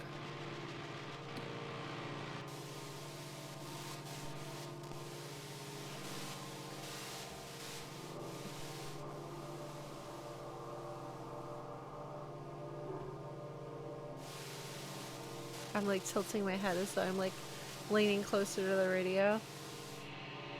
So that's how it works.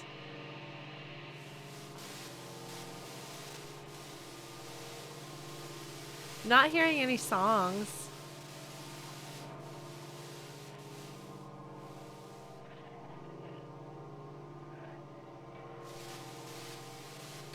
Well, that's interesting.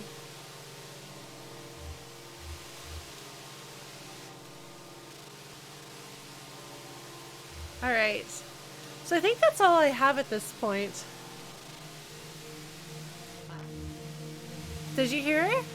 For just a second, there was a word there.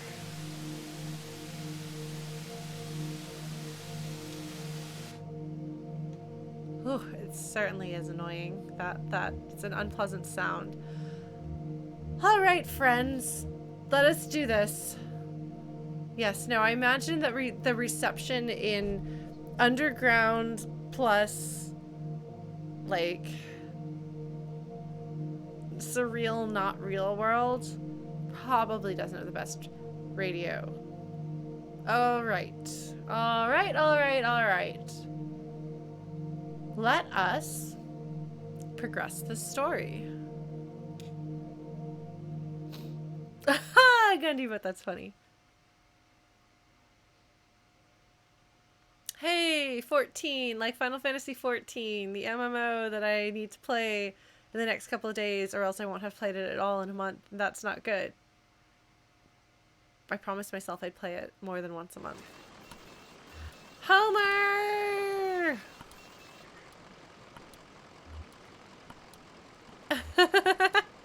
Sup, Johnny?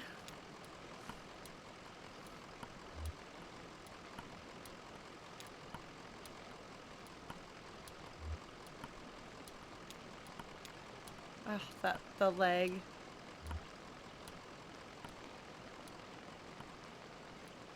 So Shannon is our primary character.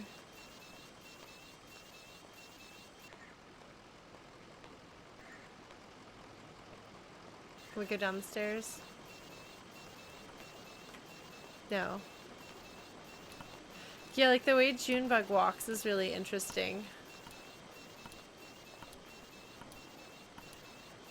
So we're gonna leave the boys behind.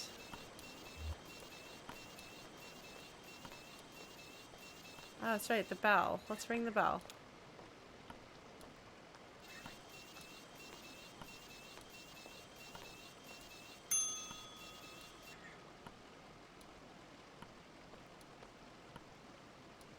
See if anything happens. Aha! This is not Marianne, though. Lula! What you doing here, Lula? Haha!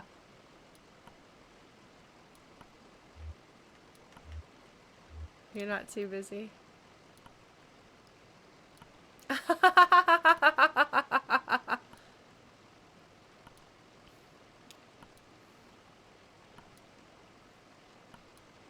The Echo River. The Night Ferry. No! If there is anything I know about a descent into the untrustworthy underground, it is that you should not accept a ride from the ferryman across the river. You know? I don't have a coin. I guess I'll probably have to give him my IOU. Get back to packing? Going somewhere. Huh.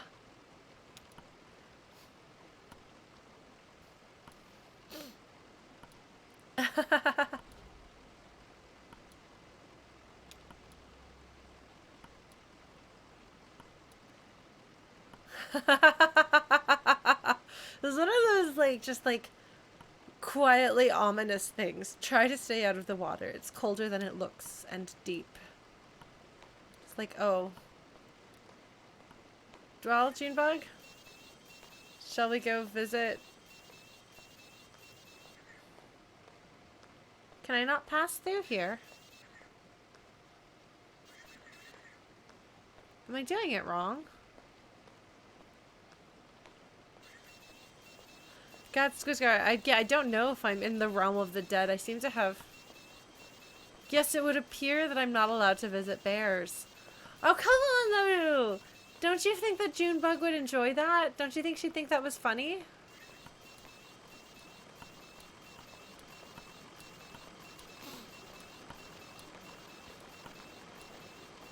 No bears. I guess we'll just hang out and wait with our friends. Johnny is, like, sitting all cool, leaning against the vehicle.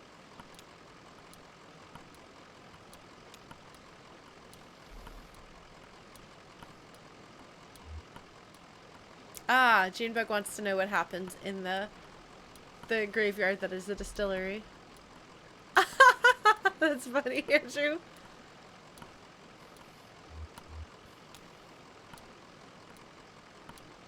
Oh no. What happened, Conway? Did he start drinking again?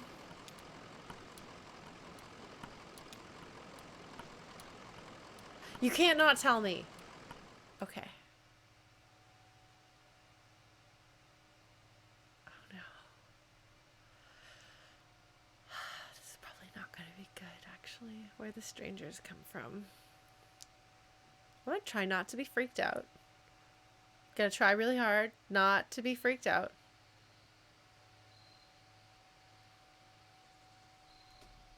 Yeah, the sound design is really good in this game.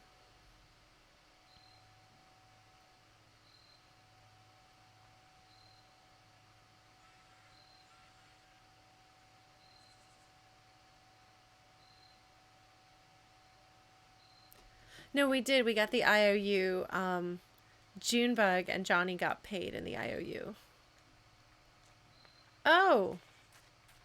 I can walk around.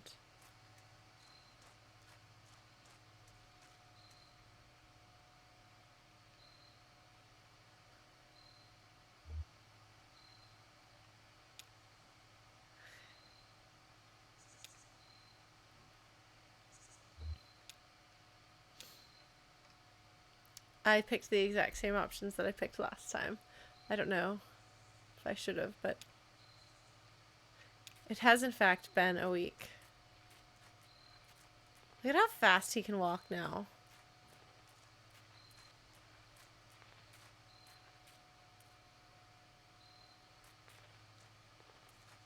I mean, you have to have known I was gonna. So the strangers come from the graveyard. That's also a distillery. That makes sense.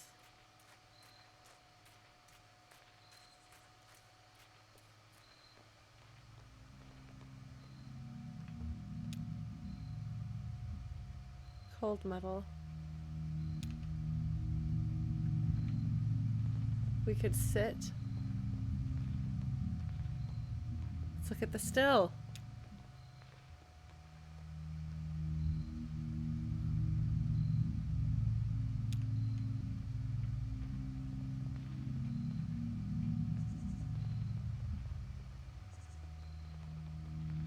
This isn't good.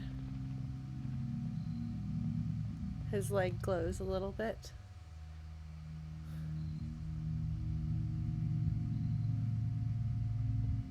The strangers, he kept saying.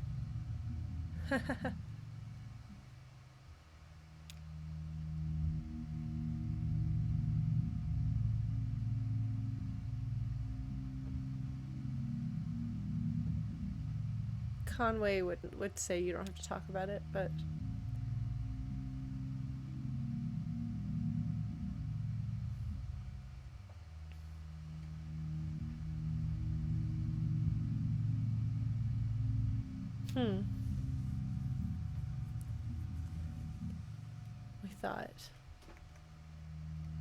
we thought she was dead.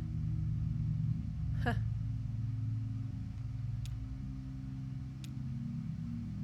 Ominous electronic drone.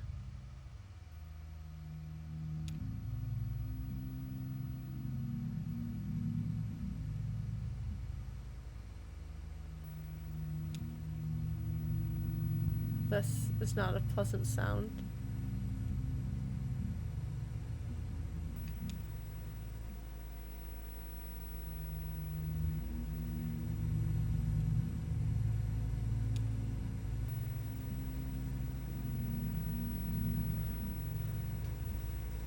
Huh. That's scary.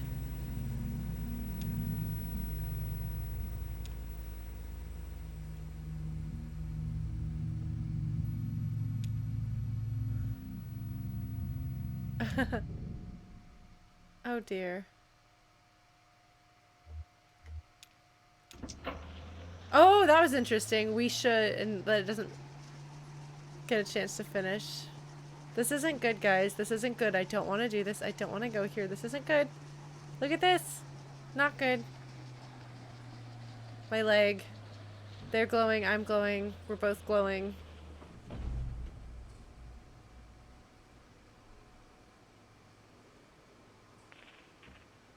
Oh no! Oh no, guys. Guys, I'm the spooky skeleton. Guys, I'm not okay with this. No. No. Visitors. I guess we're gonna do this.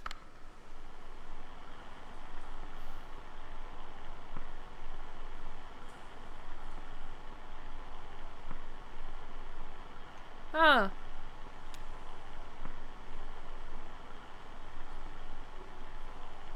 The fact that they don't have their voices and they have to have tape recorders. I mean, tape recorders are a recurring object of significance.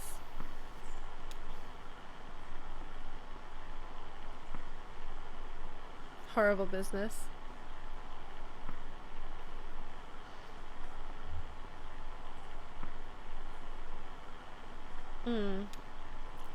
Oh, Doolittle was the playwright. Thank you, Gundibet. I did not remember that. Well, that's uncomfortable. That's very uncomfortable. Oh, and he's the one who wrote the play about in which the Distillery boys come to collect, right?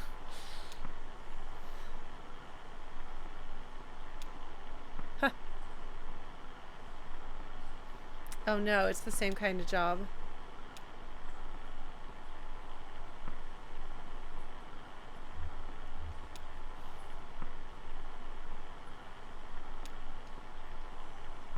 Ah, fermenting.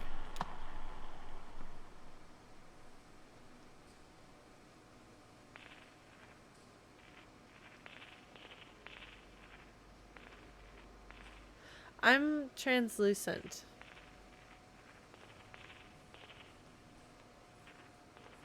I think I'm translucent anyway. Oh!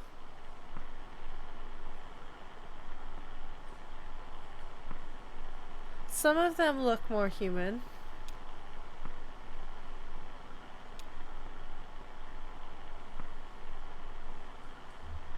We don't wear glasses.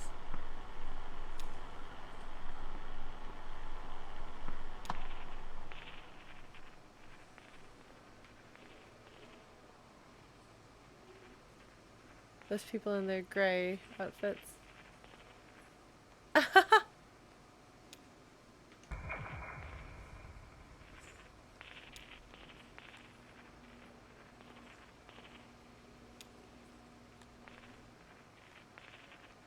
Some of them are just like fading away to nothing.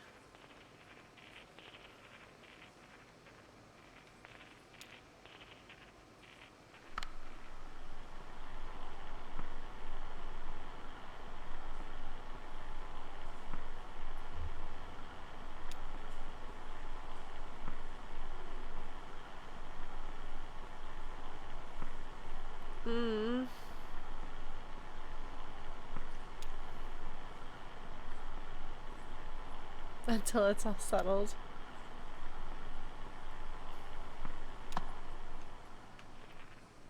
Alas. That's not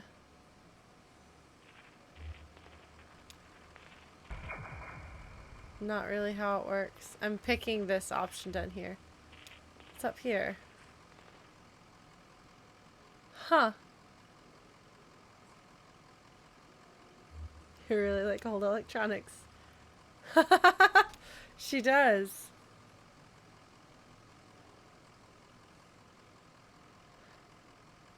Oh. In the bar when? In the play?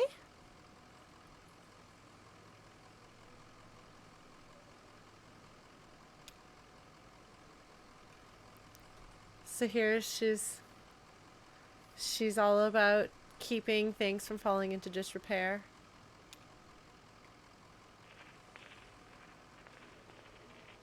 Let's take a look and see.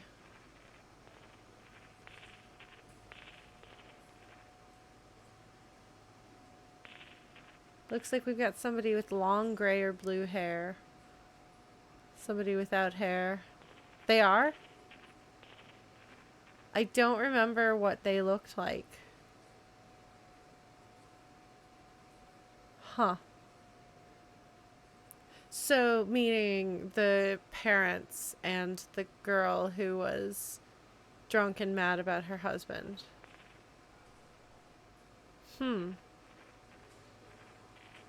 Huh. I clearly did not pay much attention to what they looked like, because I would not have recognized them at all. It's interesting that you see how the skeletons here are almost invisible.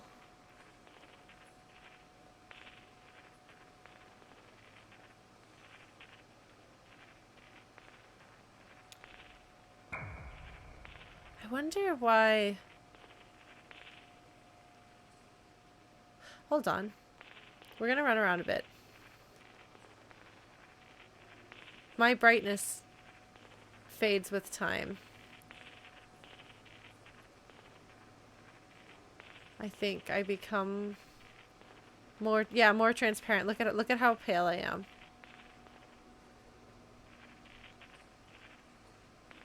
You know? And then I do this. And now I'm brighter. Earl, let's talk to Earl. Why can't I talk to Earl, but I could talk to Earl earlier?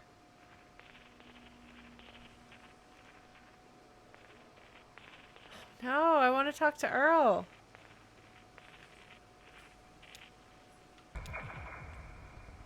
Oh! You can make them more present around you.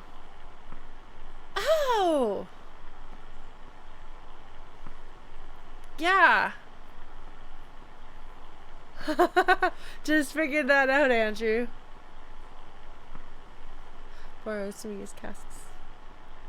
The interest accrued more quickly than the honey. Ha!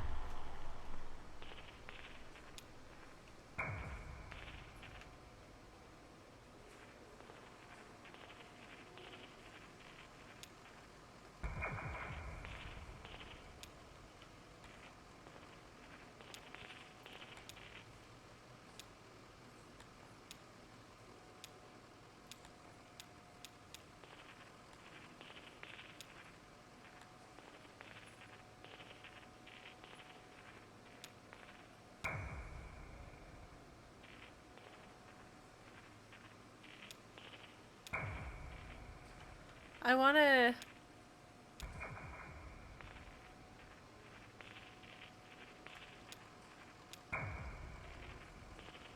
Huh.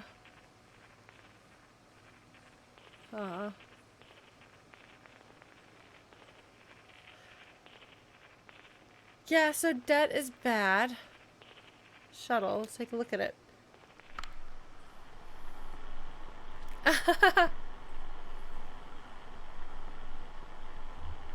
What do you do here? Hi, it's me. I'm a copywriter. Hi, Catafalcon. Yes, debt is bad.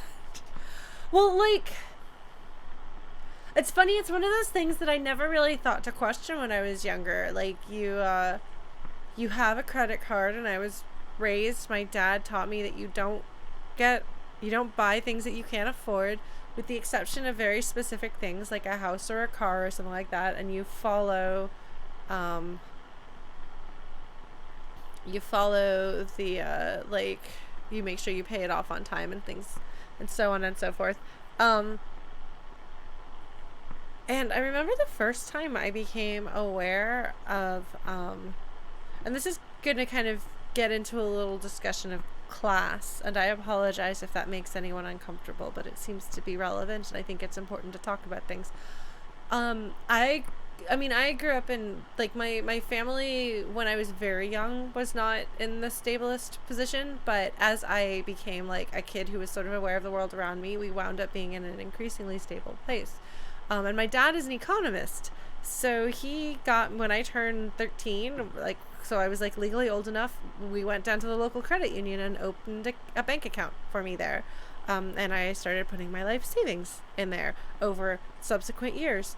And then at some point in high school, I knew somebody who didn't have a bank account, who was an adult, who had to deposit his pay stubs. He turned them into cash, basically, with a, oh, what's that called? This is how much it's not part of my life. Like, he would have to go and get his paycheck cashed, not at a bank, but at a service that did that, which obviously they took no, it was not direct deposit. He didn't have an account. You have to have a bank account for direct deposit to be deposited into. This is, you bring your check to be cashed. I don't know, cash advance is when you say, this is going to be my like basically, I'm going to get paid, and they give you that. No, this was a check cashing service. Like, I give you the stub that I have right now, not in advance, but I give you the stub right now, and you give it to me in cash, and you take a cut. And it's an unfair cut, because people who are in that situation, no, not a payday loan. I mean, he didn't have a bank account or a credit card, so when he worked and got his paycheck, not in cash, he had to have cash in order to be able to use that money. And so for people like me who have a bank account, you get your paycheck and you put your paycheck in your bank account, whether it's through direct deposit or whether you go and you deposit it, and then when you want money, you go and you withdraw either from the teller or the ATM. And I had never even thought about this not being something that people had access to, because it is so intrinsically a part of society for so many of us that I can say this individual needed to have somebody else turn his paycheck into cash so he could use it. And this is an idea that many of us, like, never have to experience. So it takes us a little bit to wrap our head around. Do you mean this? Do you mean this? No, like, just straight up. In order to access the money that he made working, he had to pay a fee, basically. And, I mean, he probably could have. He was not at the most responsible problem solving. But, yeah, that sort of thing. There's reasons why. There's a lot of reasons, I think, why somebody would wind up in that situation. But as a teenager, that was my first realization that not everybody had the same opportunities that I did. and things that were normalized to me were not necessarily normalized to other people, and vice versa. But also that people who didn't have the same situation that I had to pay more for things, you know? Like, if they'd been like, oh yeah, we'll just give you the cash from your paycheck, fine. But they took a cut, and it wasn't like a nominal cut, because they have a captive audience. If you can't cash your own check, then nothing you do is going to cash that check, except for this other person. You're a captive audience. You have no alternative and no choice. Unchecked capitalism is such that people will charge what they can get away with charging. And if you have somebody who literally has no choice but to use your services or buy your products, you can be completely unfair and outrageous, and companies will do that. It's the same thing as medication, life-saving medication. You can charge a whole ton, and nobody can say no, because they need the thing. That's why everybody hated Martin Shkreli, is that how you say his name? Who was like, hey, what if we raise the price on this because we can? And it doesn't even enter into their minds whether they should. And what kills me is, and I don't know if this is something that you'll encounter outside of the US, because most of the people I talk to here in Canada now are fairly socialist. But in the US, I would talk to people about this, and they would be like, well, but yeah, if you can charge more, if they can charge more, then they should. If they can make a more profit, then they should. Because that's what you're supposed to do, is make as much money as you can. And I'm like, is that really? And like, this is people acting against or talking against their own best interest. Well, of course this company had to screw me over. They could. They make more money if they screw me over. And that's like, it's gonna sound maybe like crazy or negative or something like that, but I really genuinely believe the true religion, the true dominant religion of the United States of America is capitalism and the dollar bill. It's the idea of making profit. Like the thought that maybe there could be value besides making as much money as possible is like inconceivable.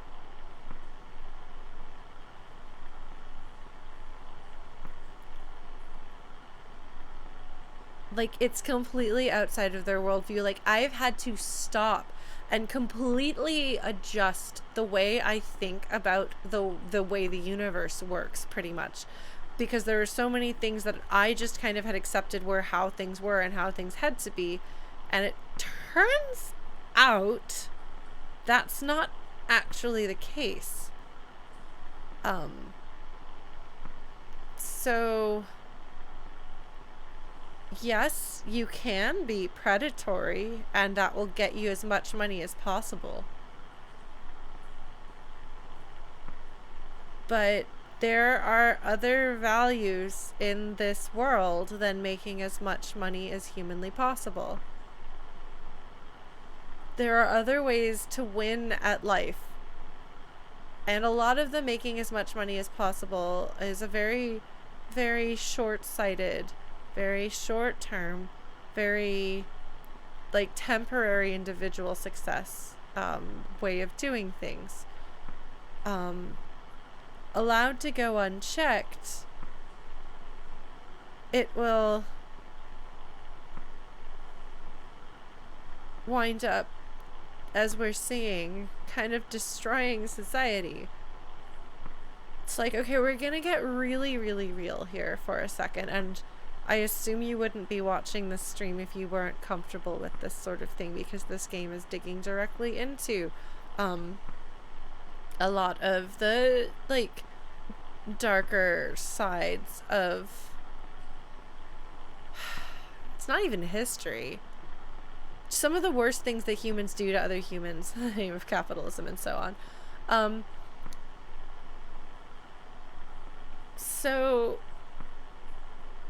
yeah, well, I think I agree with people who say that it is an immoral act to hoard wealth. If you have $1 billion, you're functionally speaking a dragon. You're no longer human. You're hoarding wealth for the sake of hoarding the wealth. You have become a dragon. Congratulations. You are an evil monster sleeping on your hoard of gold that is not even a comfortable bed, and you only have it because you like the shiny. And yeah, the idea that they don't just snap their fingers and this money comes into existence. Other people work, but those people aren't billionaires. In fact, those people frequently, less so perhaps with Microsoft, but like, let's look at Walmart and how incredibly well off the family that owns Walmart is. And yet there are people who work full-time at Walmart who have to rely on food stamps in order to be able to eat. How is that a system working properly? How is that right? How is that success? You know? Where was I going? Oh, yes. So there was a company, I think they were a freight company, that was focusing really, really, really hard all in on like environmental issues and trying to find ways to improve, because they were like freight ships, which are so bad for the environment, like just so bad, and they were trying to find ways to change the way that was, and they were asked, like, you know, but this isn't the most cost-effective thing. You could just make more money by not doing this. Like, why are you spending your money on R&D to try to not rely on fossil fuels and not pollute the environment and so on, instead of maximizing your profits?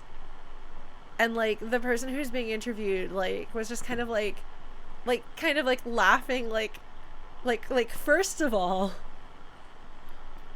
what the heck?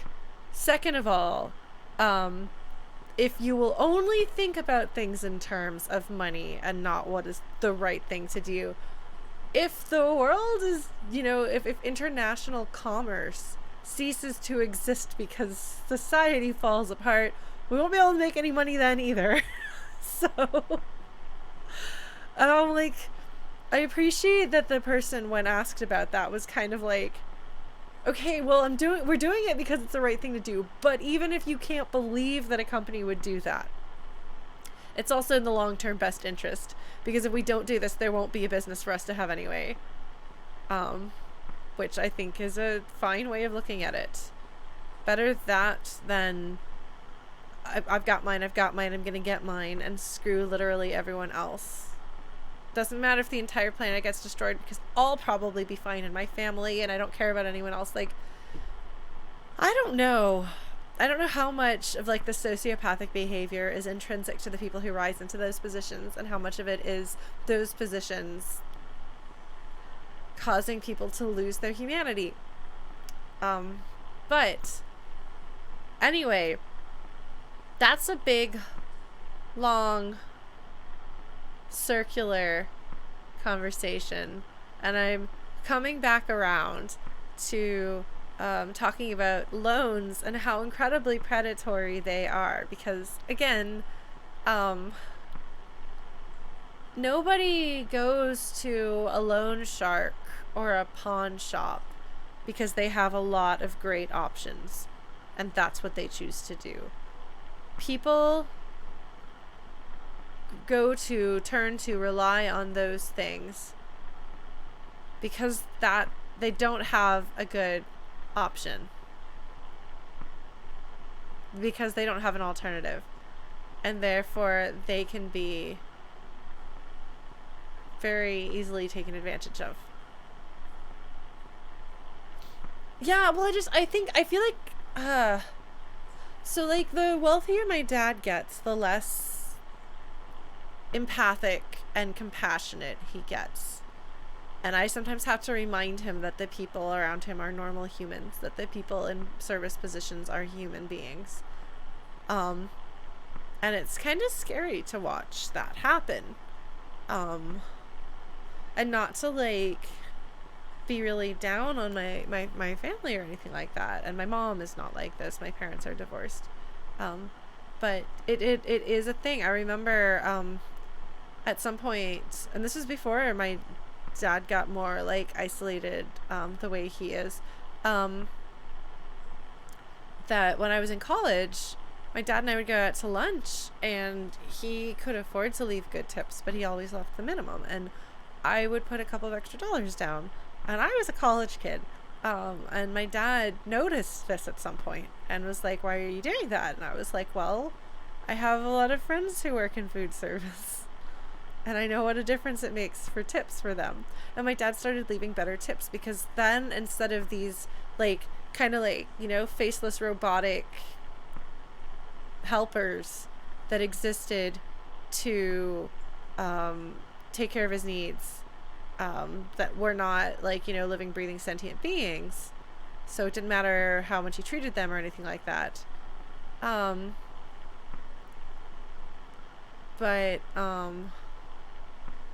when I was able to put it in the context so that when he saw the person bringing him water and was like, that person's like my daughter and her friends, it changed things. And he's actually pretty decent to wait staff now, even years later, which I'm glad for.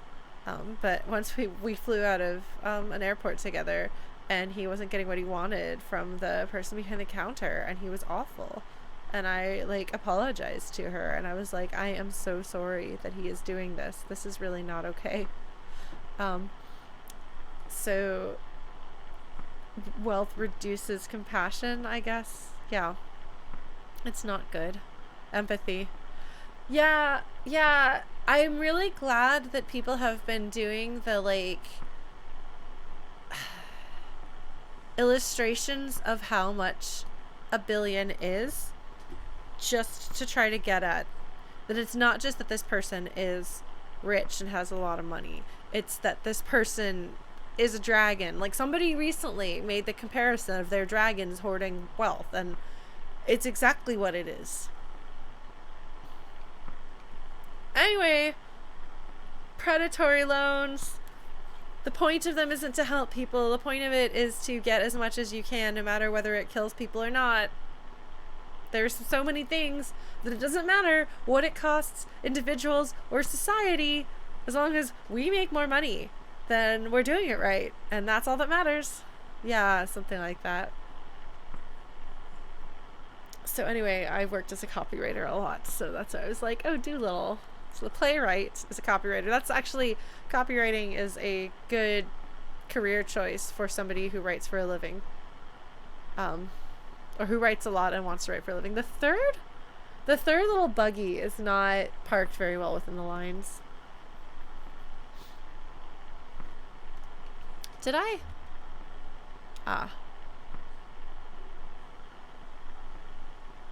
Discerning shades.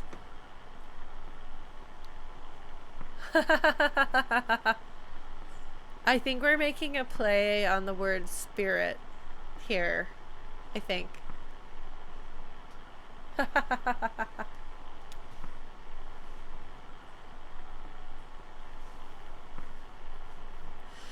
Yeah, like in theory, like, okay, so the thing with like lotteries and stuff like that, raising money,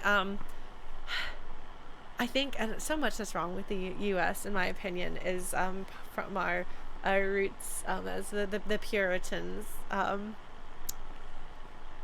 So there's what I don't know if this is what it's officially called, but what's kind of jokingly at least referred to as a sin tax on like I think it's on like tobacco and alcohol, and maybe it's on like condoms or something. But But the idea being, if you're doing a bad thing, bye, Andrew, thanks for coming by. The idea is if you're doing a bad thing, if you're being sinful, then you have to pay a little extra. And we'll use that money, a lot of times lottery money, and I think the syntax will go towards education. But it's again like you're gambling, that's evil. So we're going to take that money and put it towards education. And like, education is a really good cause and largely underfunded. But also the idea of a sin tax, the idea of something predatory like the lottery. Yeah. Oh, what is that? Are you about to say, Kata? Is this like that like every American is a temporarily embarrassed millionaire?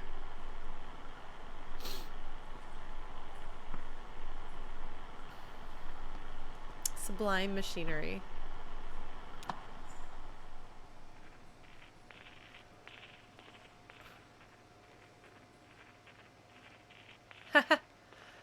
I did not know that, Gandhi Bet, but I'm not surprised.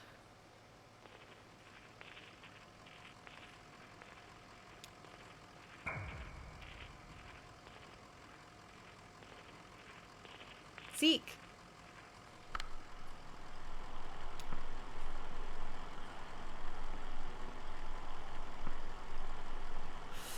Yeah, so this is like if you didn't already get what was happening here, now you know what's happening here.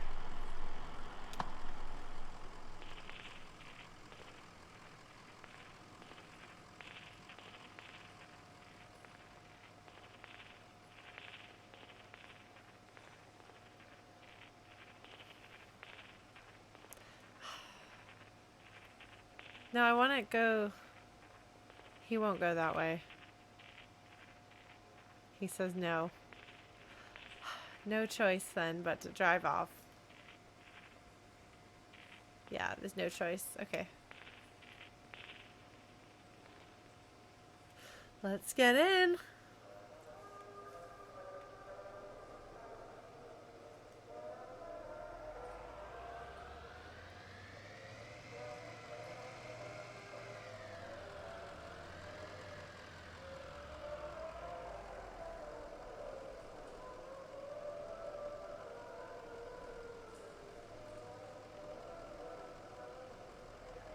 Oh my god, the controls are amazing. So shipping where I'm supposed to go.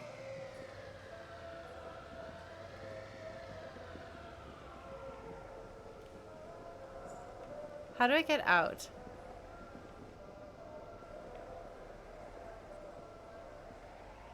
I want to talk to this fella.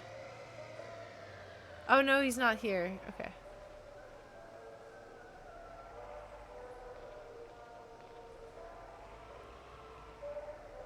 I'm not sure what the controls are, honestly.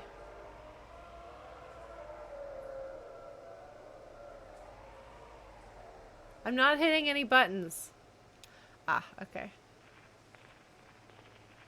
Spirit's safe. Huh.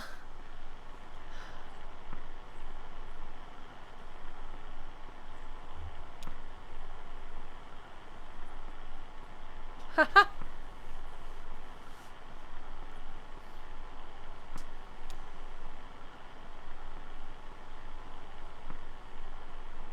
Huh.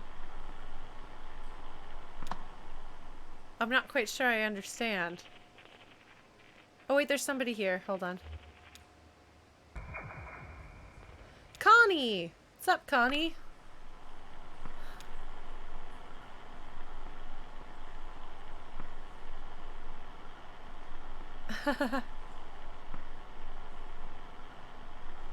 Oh no.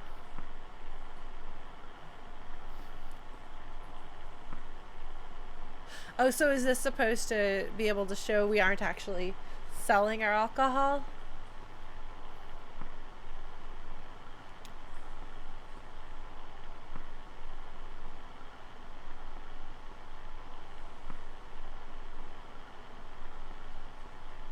So Connie adopted animals and buried the animals when they passed away.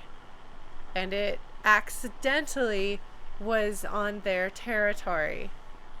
So they sued her and basically bought her into indentured servitude that will never get paid off.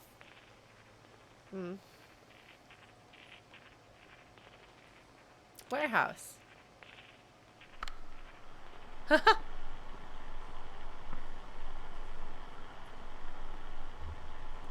really curious.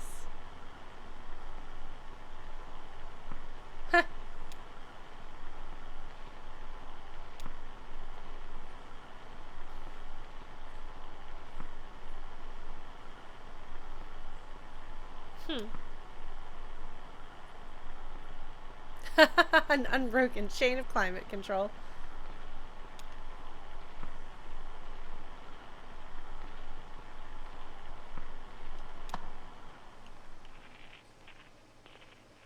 Waiting for this fellow to walk back.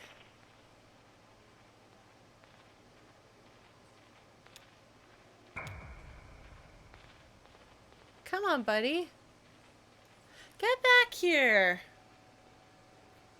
I wanna...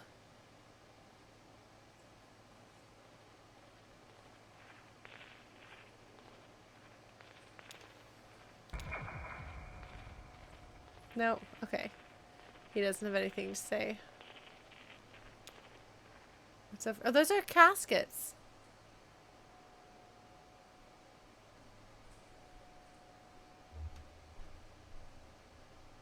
Those are caskets, not casks, guys. Look at them. Look at them.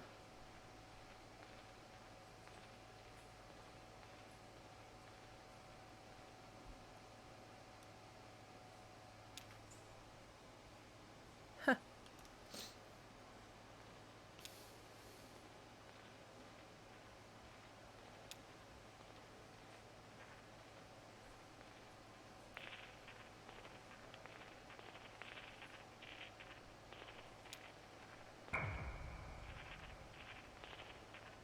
I want to get up there.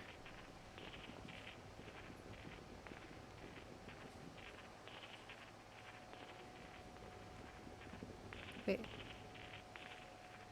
No, I want to get up there. There's a person. I mean, skeleton, but...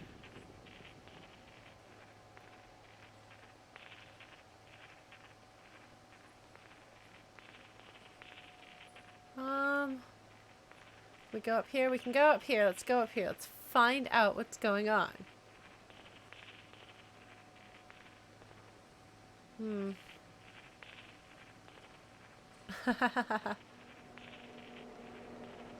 Computers? Ooh.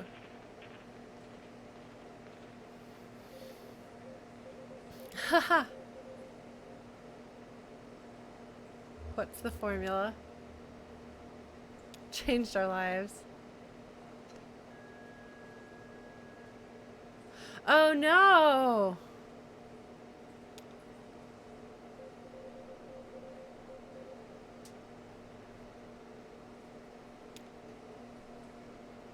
Weaver. Alright. That's Weaver.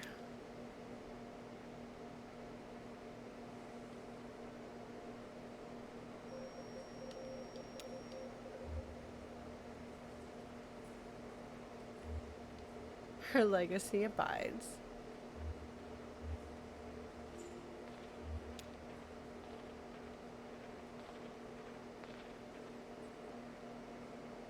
And so on.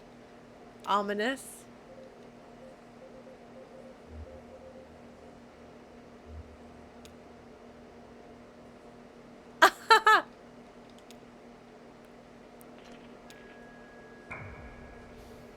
Ted! What's up, Ted?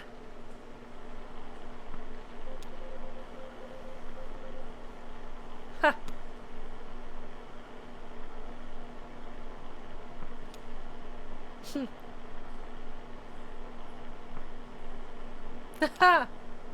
Oh, jeez. Anyone else here? No. Danny! What's up, Danny?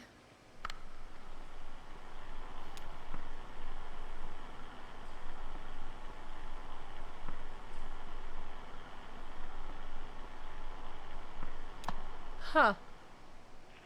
That's weird, but interesting.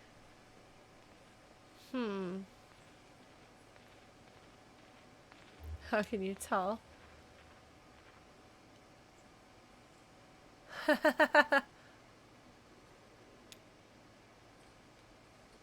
Is this like antiquing the set? Oh, Conway.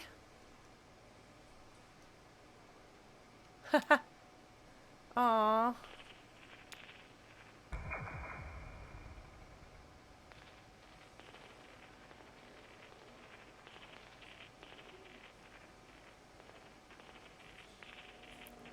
Yeah, I was just kind of experimenting around because I couldn't figure out why they'd given me that option. Hey, Miss Insanity. Well, welcome. You just missed me ranting about unchecked capitalism, so things are going well. Conway has decidedly had some hard times. I want to get in the vehicle. Is this not my vehicle? Oh, this is my vehicle. Oh. I can't drive the one that I can't drive. Okay. Alright. Let's see if I can drive. Okay, so tank controls. I don't know what that means. Oh, interesting. Aging. I'm driving my tank. And by tank, I mean a buggy. I don't know. This way. This way, buddy. Come on. Come on. We can drive. We can drive. We can drive if we want to. Oh! Well? Guys? Guys? No, but like...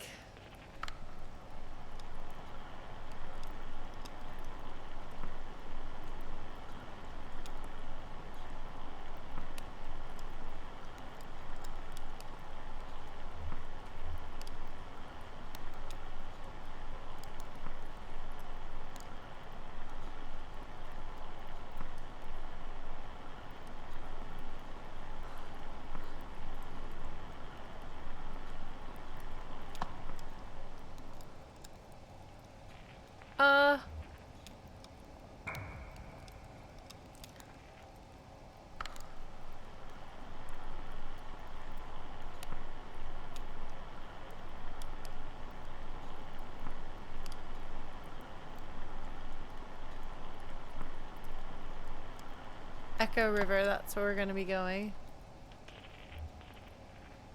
Well, this might be the creepiest thing we've seen so far.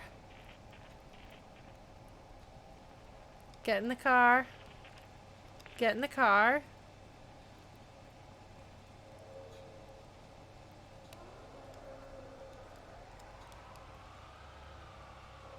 I'm a good driver. I drive my buggy really well.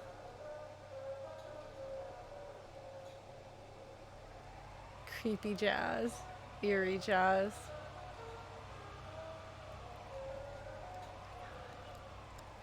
I'm just gonna run over your caskets. I hope you don't mind. You weren't using them for anything, right?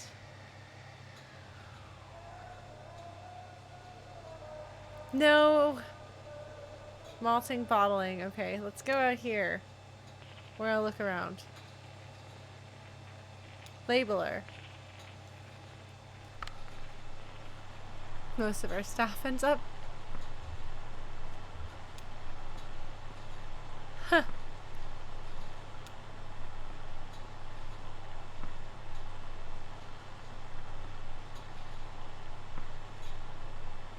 Oh dear.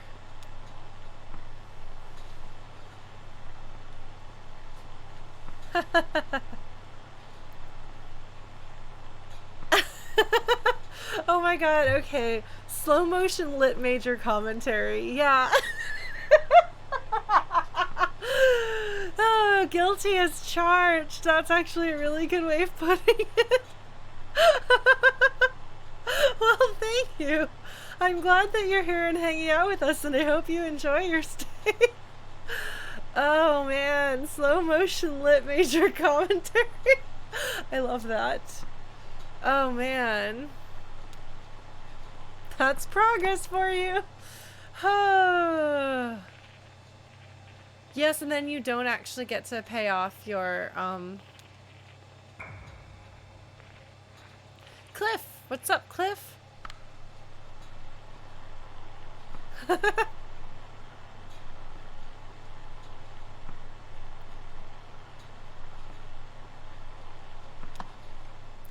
Oh man, can we talk about all the things that are wrong with the so-called justice system? We've talked about that before, haven't we?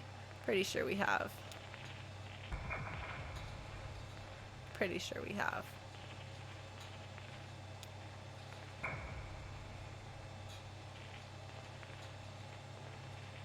Alright, well, this is cool, and by cool, I mean, like, soul-churningly uncomfortable. Yeah, well, so many things are designed to take advantage of people who don't have alternatives while barely even inconveniencing people with money.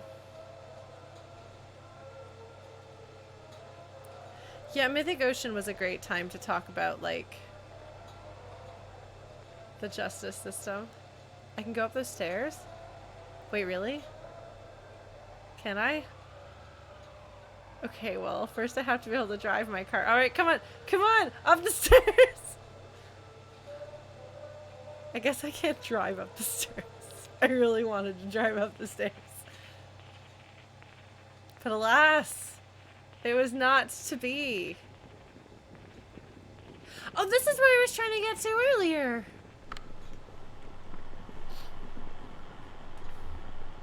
Smells kind of oily.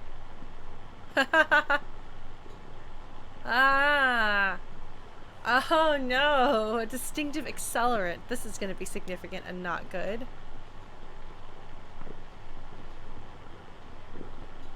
This isn't good.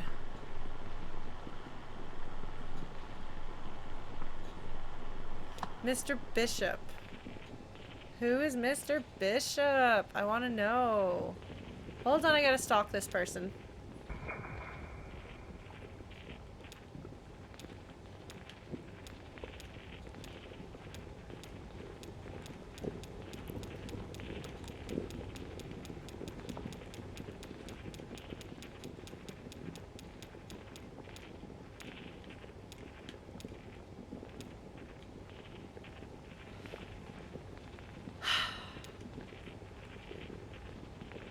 No, I wanna talk to them and get to know their life story.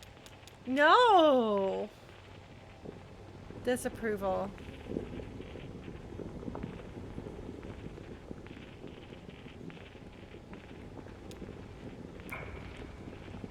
Okay, well, I guess they don't have a life story. But the bishops, I don't think we've heard about the bishops before. Well, I mean, we're not talking to them. We're talking about them. Vroom, vroom. Wait, hold on. There's a person there.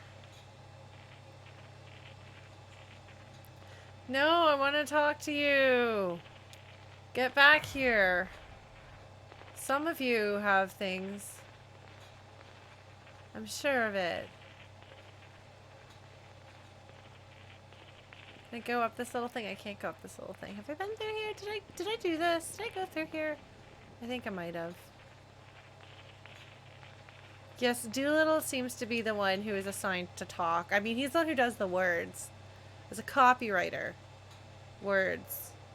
Words are a thing that you do. Wait, no. Come on, Doolittle. This way. This way. Come on, buddy. Come on. Yeah. No, Doolittle, what are you doing? No. Am I not allowed to drive there? Oh, I guess I'm not allowed to drive there. I guess I have to go back this way? Come on. Come on. Yeah. We're driving. We're driving. Oh my god. I'm not good at this. Go. Go. Go. Oh, that makes sense, Blue Glass. I'm a good driver. What did I just do? Did you see that? What? Why is it? What? I don't understand. I don't understand what is happening. Why did I just throw a horseshoe around? Oh my god. I got stuck. Did you see that?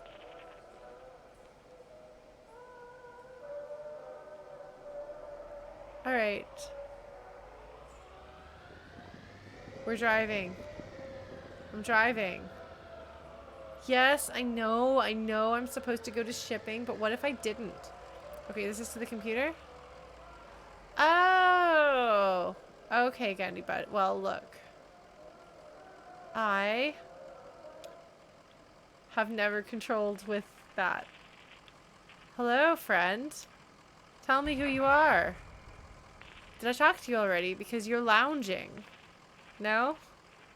Okay. Well. I guess. I've broken the game, guys. I've broken it. I already talked to him. Okay. I can't tell because... Come on, back up. Because I'm doing such a bad job driving. Ah, okay. He did some recruiting. Are you driving with just one hand, buddy? That's not safe.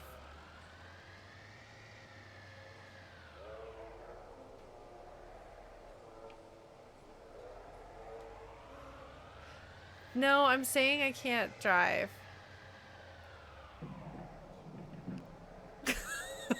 Which I think should be apparent.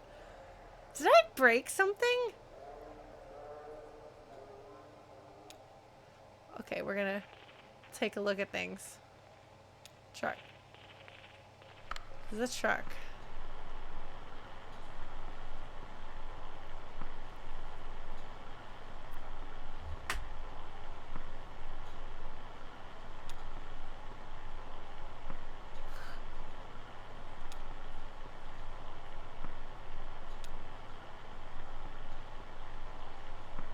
Oh no.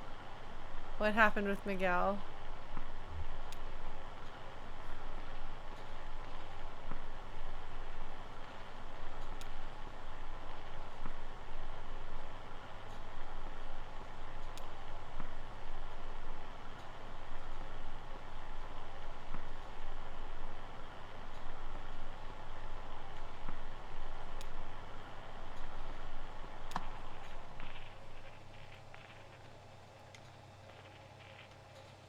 I don't want to know. There's more people I didn't talk to or about.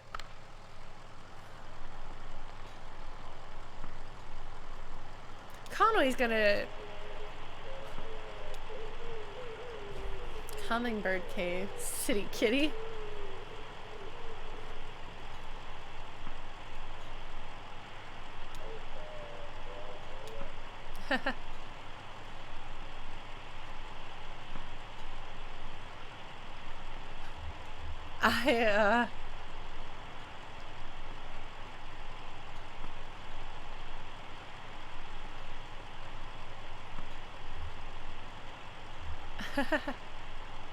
Yeah, no, I remember hearing about the big accident.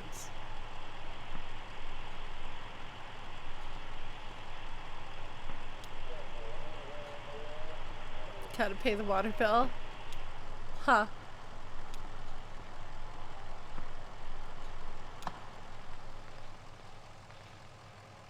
Okay.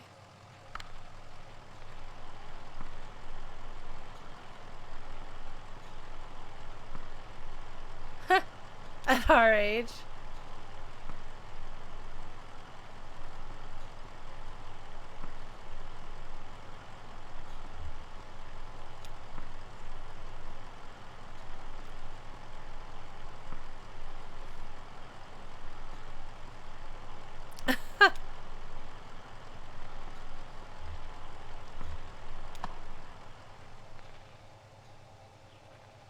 Like I'm ever not going to take the chance to have a bit of a story. Huh.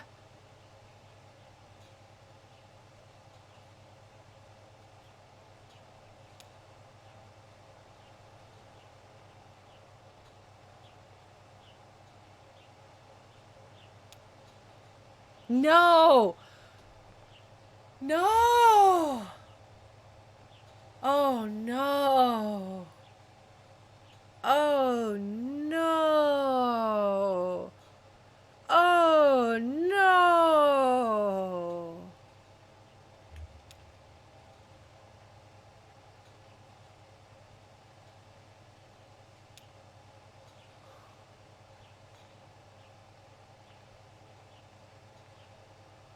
Oh no! Oh no! Yeah! Wow!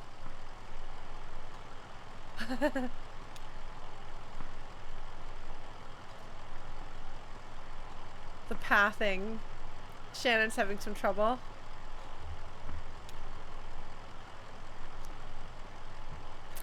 Like a glass elephant. Fearful respect.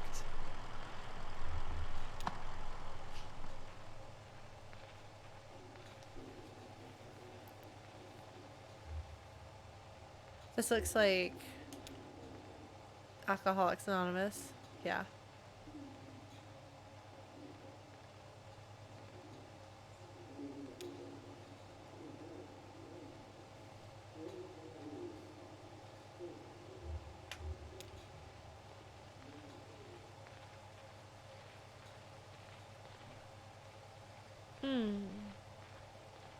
Felt clarifying, like a walking meditation. I understand that.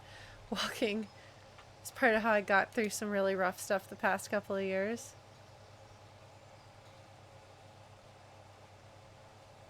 There's the boat again.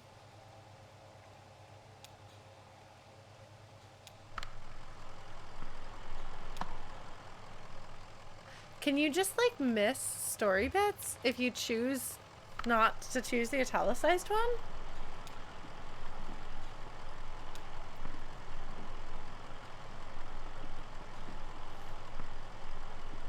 Huh.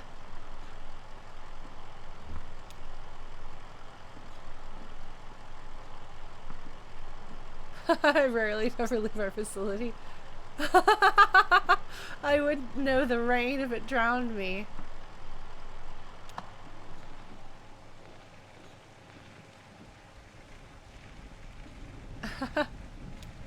Oh no.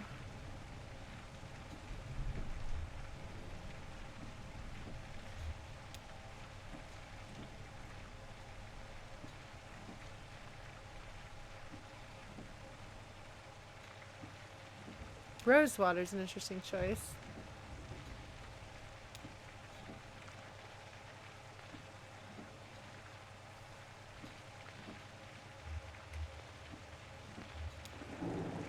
Hmm.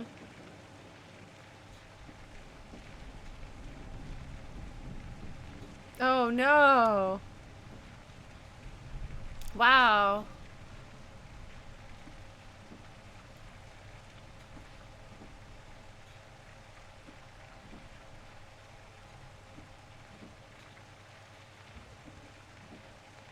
Yes, that's definitely the set.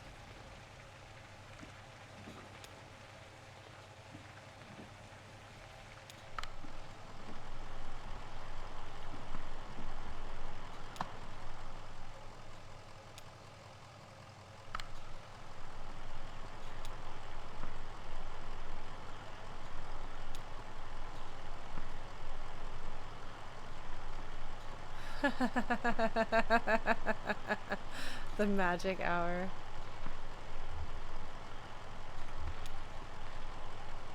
Those that sleep.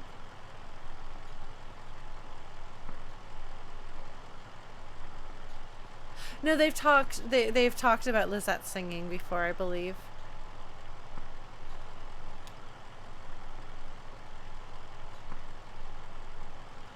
How she, unless I'm mistaking her with someone else, they would go to bars and she would sing.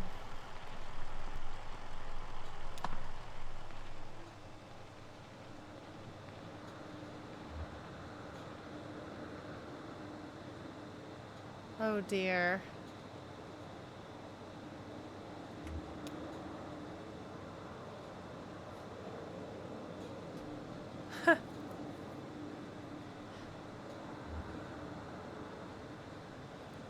It was pointless. Oh no. I feel like I...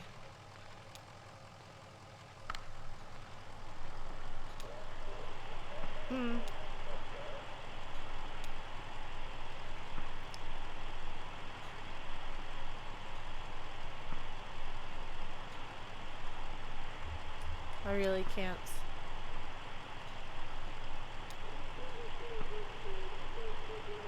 Two black eyes and a flock of crocodiles.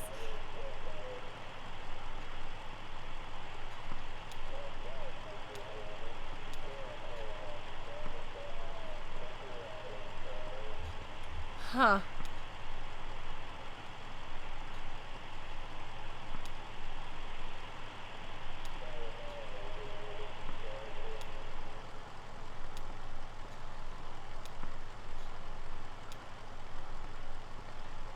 Seal the deal. I've got one more thing to show you. Look at how dark and ominous it is here.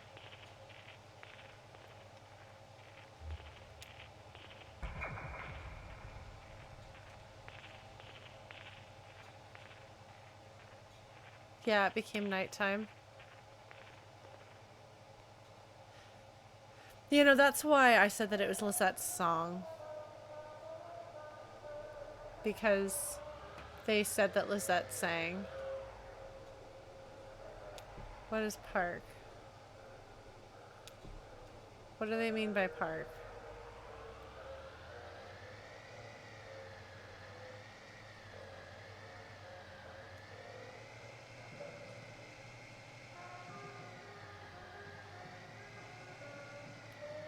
Oh, this is new.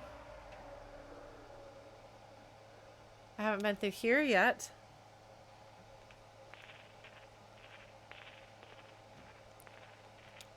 Bunks. This is slightly unsettling. And by slightly. How many people work here? Some of us count for more than others.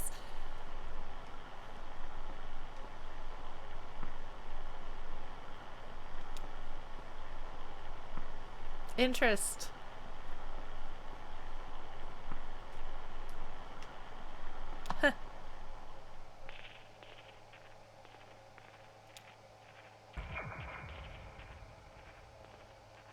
What are these? What is this structure?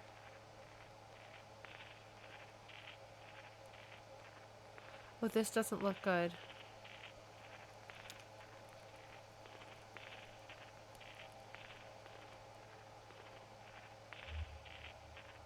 Looks like someone passing through.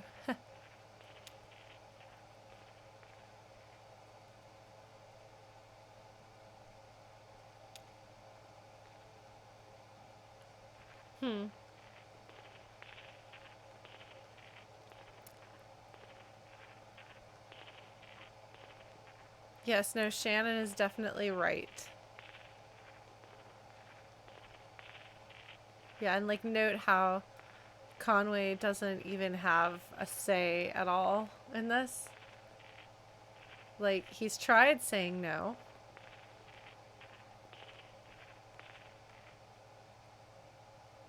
It doesn't matter.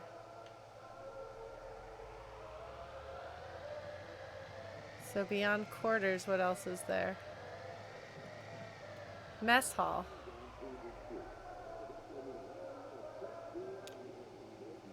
Oh man.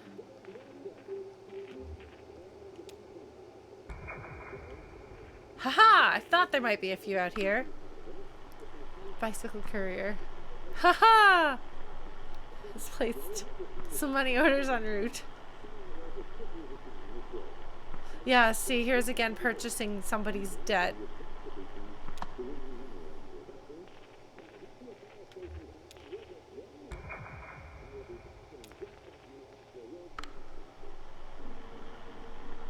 Paid, wrong form of paid, but that's okay. Few flower adjectives in the red.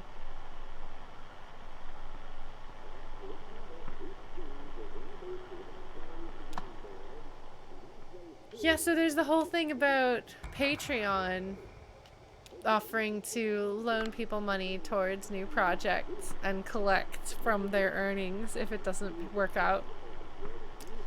So that's not cool.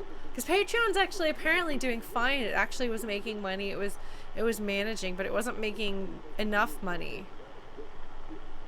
for the tech bros, I guess, or for the folks who've invested in it. So instead of having a thing that's functional and profitable, it needed to take more money because it was possible to make more money, and therefore it needs to make more money because that's all that matters.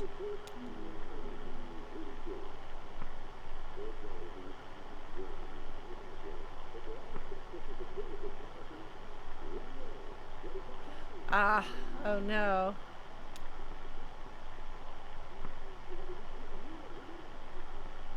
Oh no.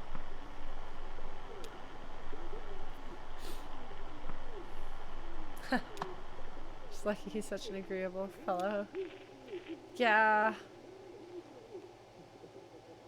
Actually, I might... I mean, that TV is clearly there to bring your attention to that table.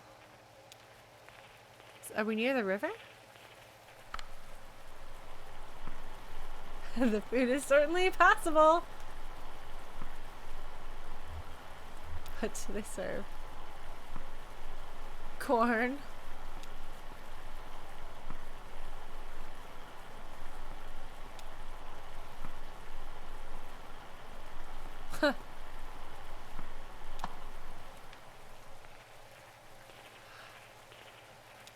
Underground river flowing, yeah. Oh, wow.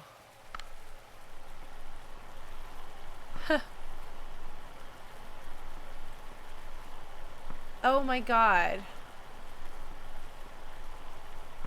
She sold her soul unintentionally for a record. That's really uncomfortable.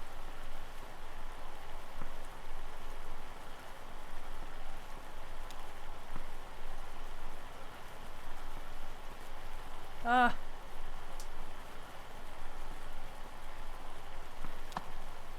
All these different ways. Huh. Wow, Gundy, but that actually sounds vaguely familiar. Was that because of... entrepreneur created and sold a bunch of businesses.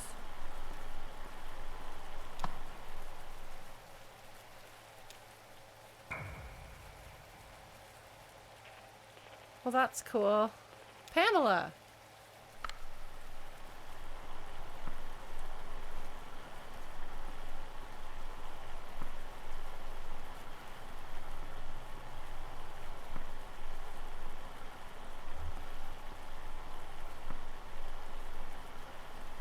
Yet corn doesn't actually have a lot of nutrients. Corn is a fairly empty grain as I understand it.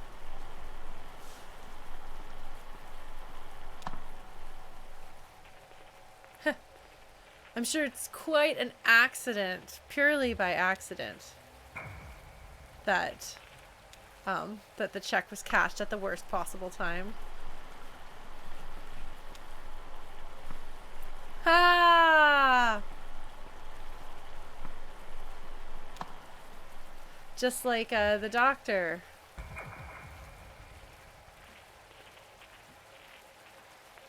Well, that's cool. Look at all of these different ways that people's lives can be ruined by a small stroke of bad luck.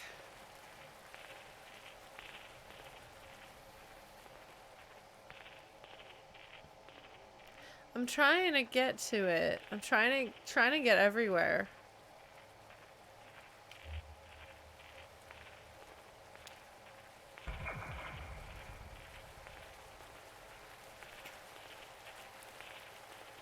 The game really doesn't want me to walk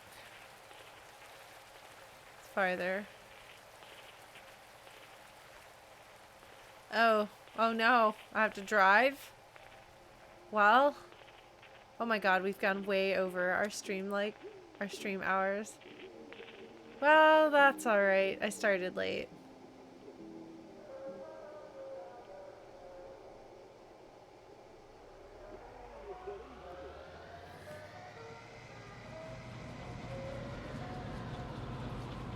We'll hit it on the way back.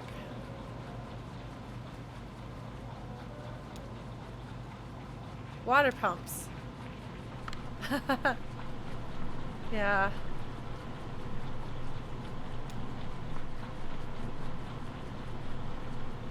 What river is this?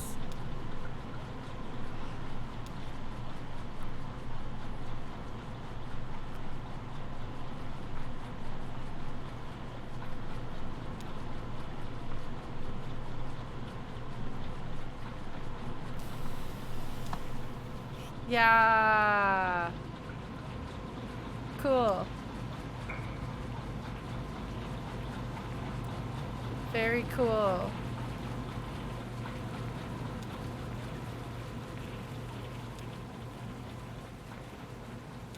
I guess there's no one around here, huh?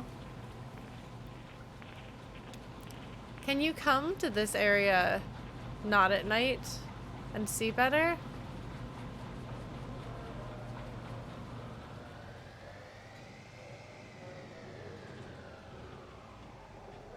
Milling. Okay. It makes sense why their alcohol is bad news. Recuperated it for us to hit upriver.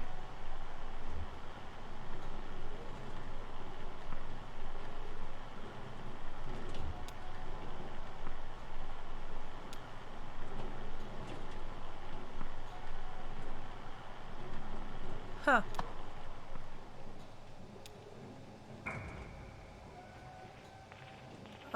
Well, I'm walking so slowly. I guess there's nobody around.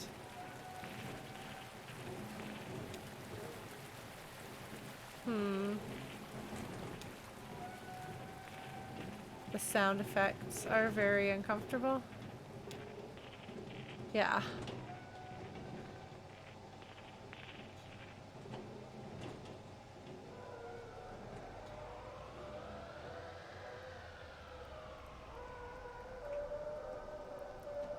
We already did the lumber yard.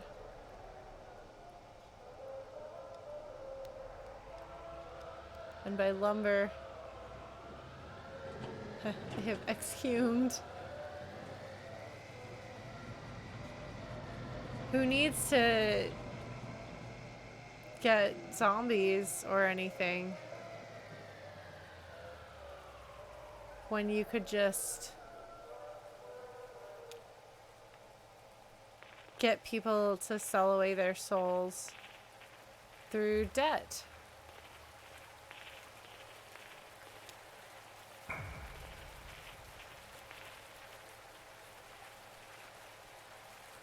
Semi-voluntarily.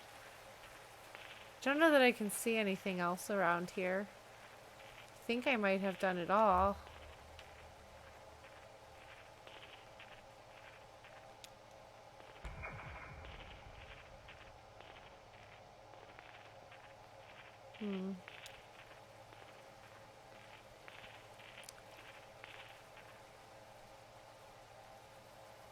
Having a lot of overlap in the scenarios, in a way, like that makes it so it's somewhat less, like you miss somewhat less if you don't talk to everyone or see everything.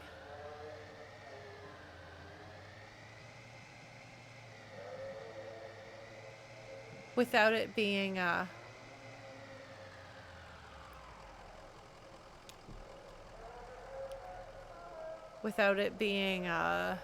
too redundant. Like they're all a little bit different. Oh, buddy, you can park better than that. I can't park better than that, but you can.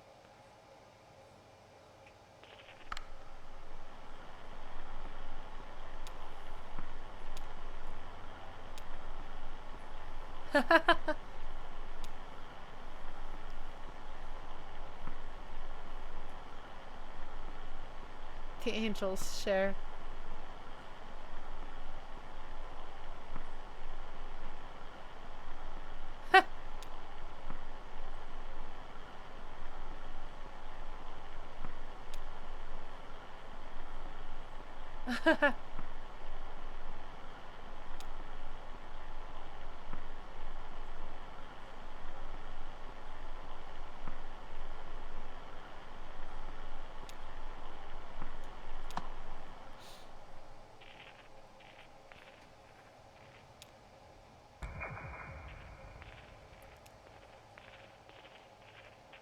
He has no interest in Shannon.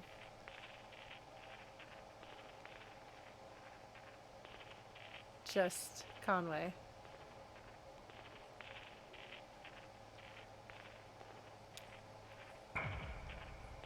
And I will say it's not entirely clear to me where I can or can't go, or like why can't I go here when I could go there earlier? I don't know. So it is a bit frustrating.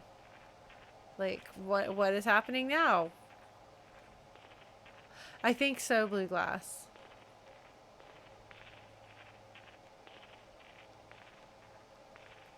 Like, I don't know if I'm hitting the right way. I don't know where I'm supposed to go. And I can't seem to walk anywhere, so... Did I miss where I was supposed to go? Because I thought he said let's go upstairs. So I went upstairs, and there didn't seem to be anything. And I don't seem able to go up these stairs. But it also doesn't want me to go in this room either. Like, unless this is me being really bad at using a controller, which happens sometimes, don't get me wrong. Oh, can I? Because I tried.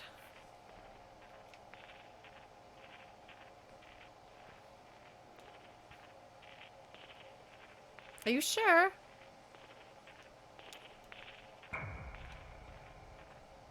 Because, it's pointedly not letting me go upstairs.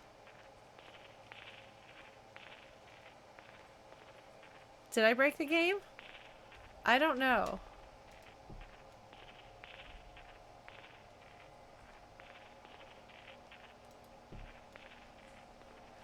Ah. Yes, apparently I'm not allowed to use the controller here.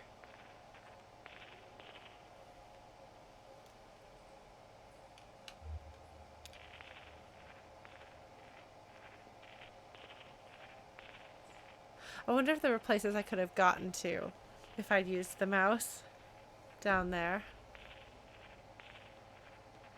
Ah, so they're putting their hats away.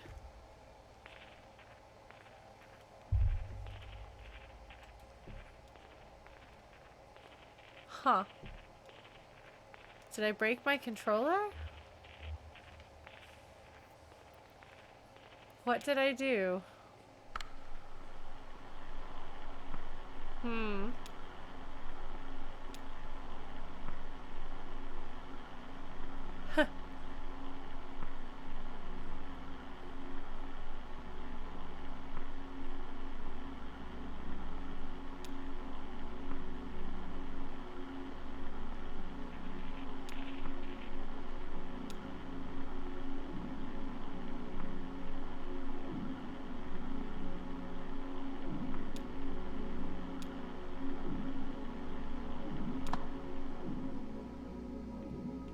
You have no choice. Oh. Who are that there?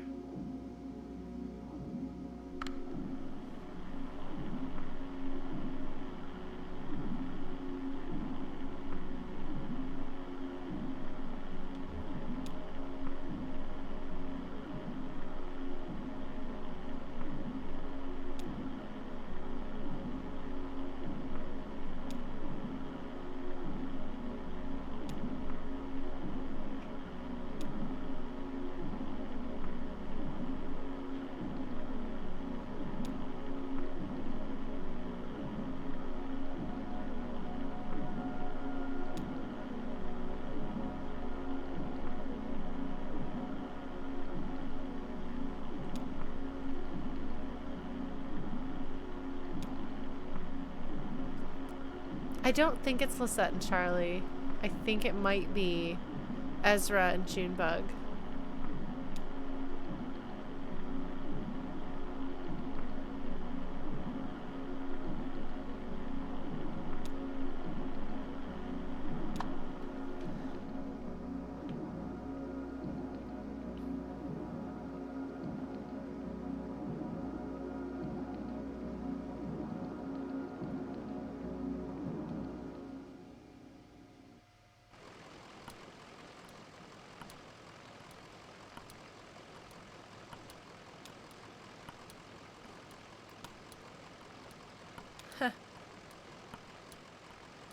You notice how Conway is like completely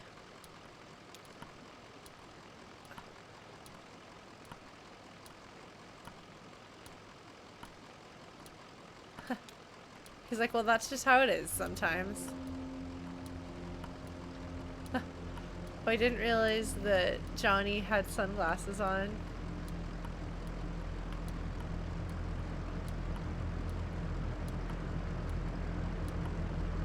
You know, in another game, I might think Conway's gonna get out of this somehow. I don't know if he will.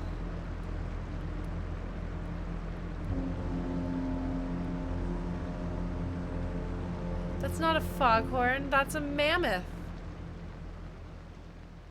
Whew.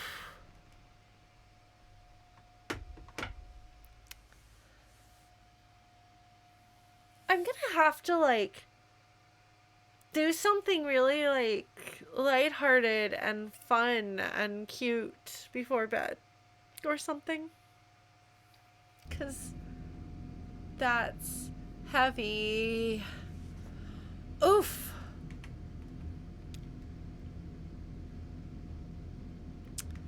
Alright. Well, that's a natural stopping point.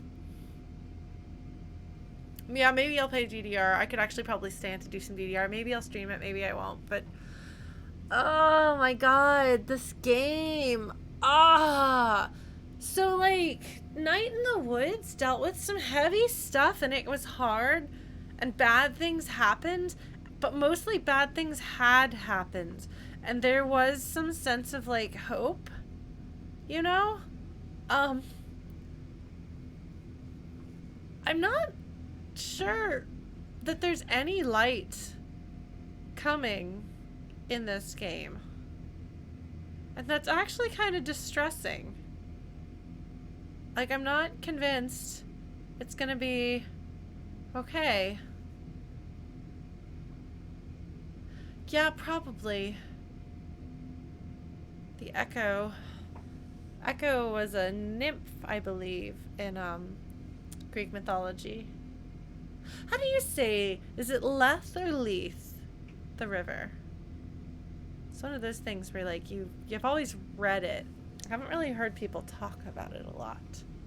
Is it the river Leth or the river Leith or Lethe something else? Lethe? I don't know.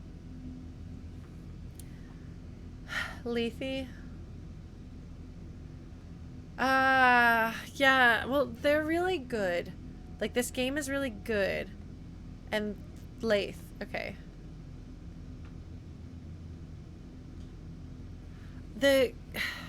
Maybe I'll look it up before our next stream. It's a really good game, and I have faith in the writers. They clearly know exactly what they're doing. Like, this is layered and full, like, people are really critical of symbolism, like, oh my god, it's got symbolism. Like, it's usually like an insulting thing, because when people think of symbolism, they think of you know, what is it, Young Goodman Brown, Nathaniel Hawthorne, really ham-fisted heavy stuff. And I'm pretty sure I've talked about this before in the context of this game.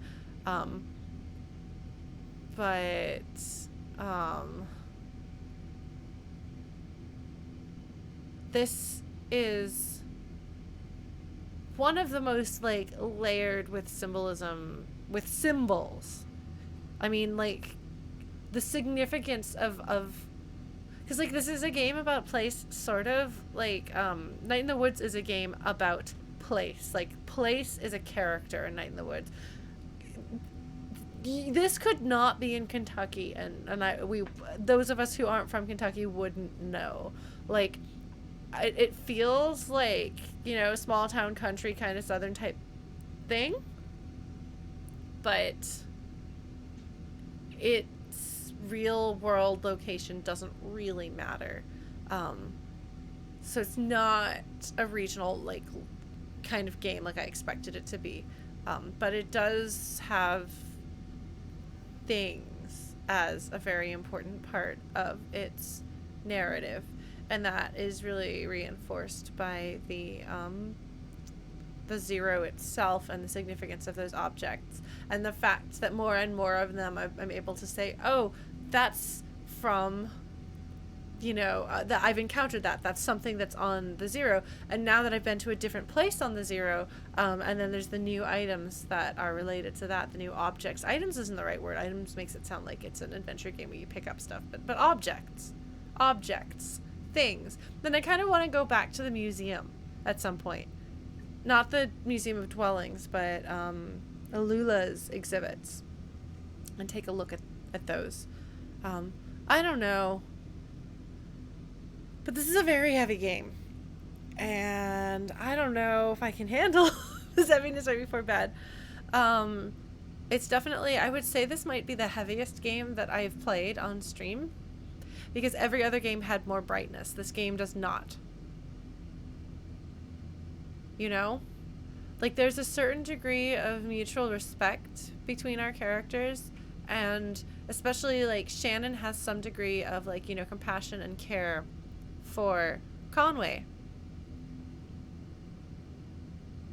But there is no love as a dominant part of this game.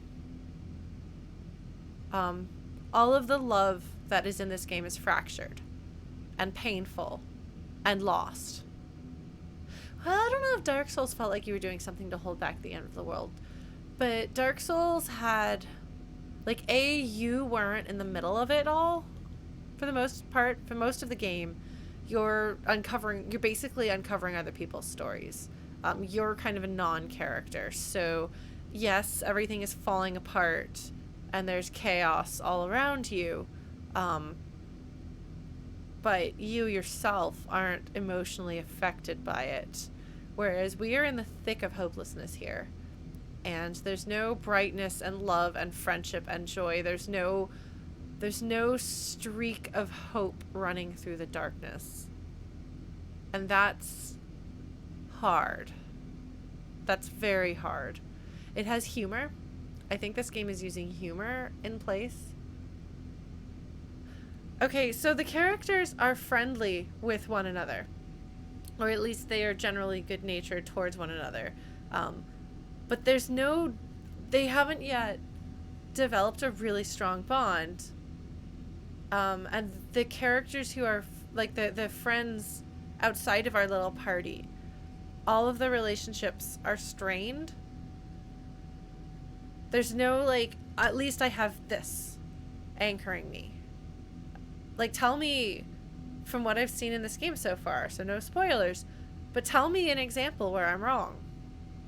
You know, Conway had love for Lizette, but she married someone else, and Conway's alcoholism led to her son dying. And now she's losing herself, too.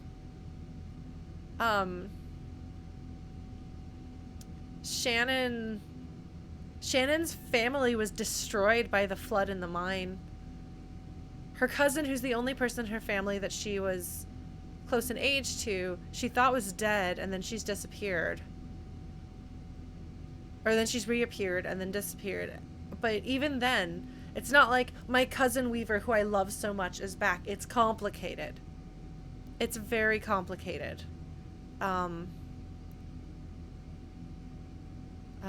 Ezra has Julian, but we don't see any of that being reciprocated.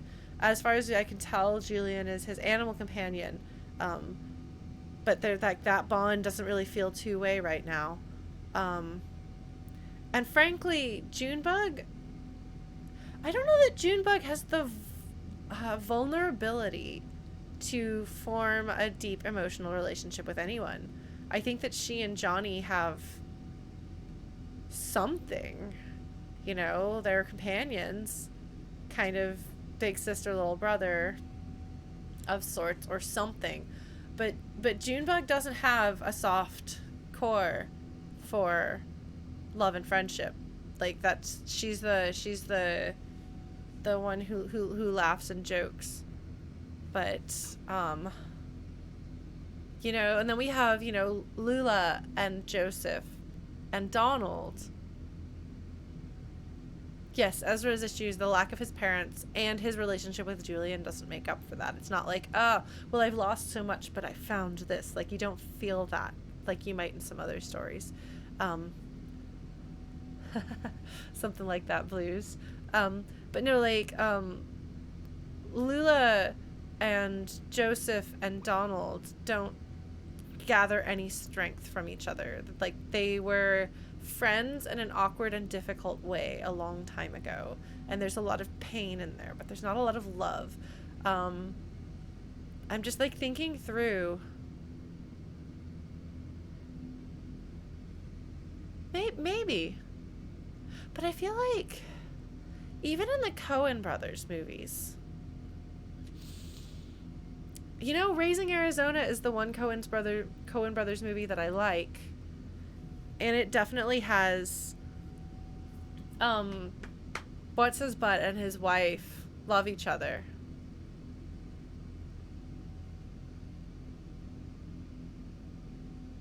Well, I feel like there is warmth, I would say, of all of the relationships between all of the characters in the game, both player characters and NPCs. The only relationship that has notable warmth is Shannon to Conway.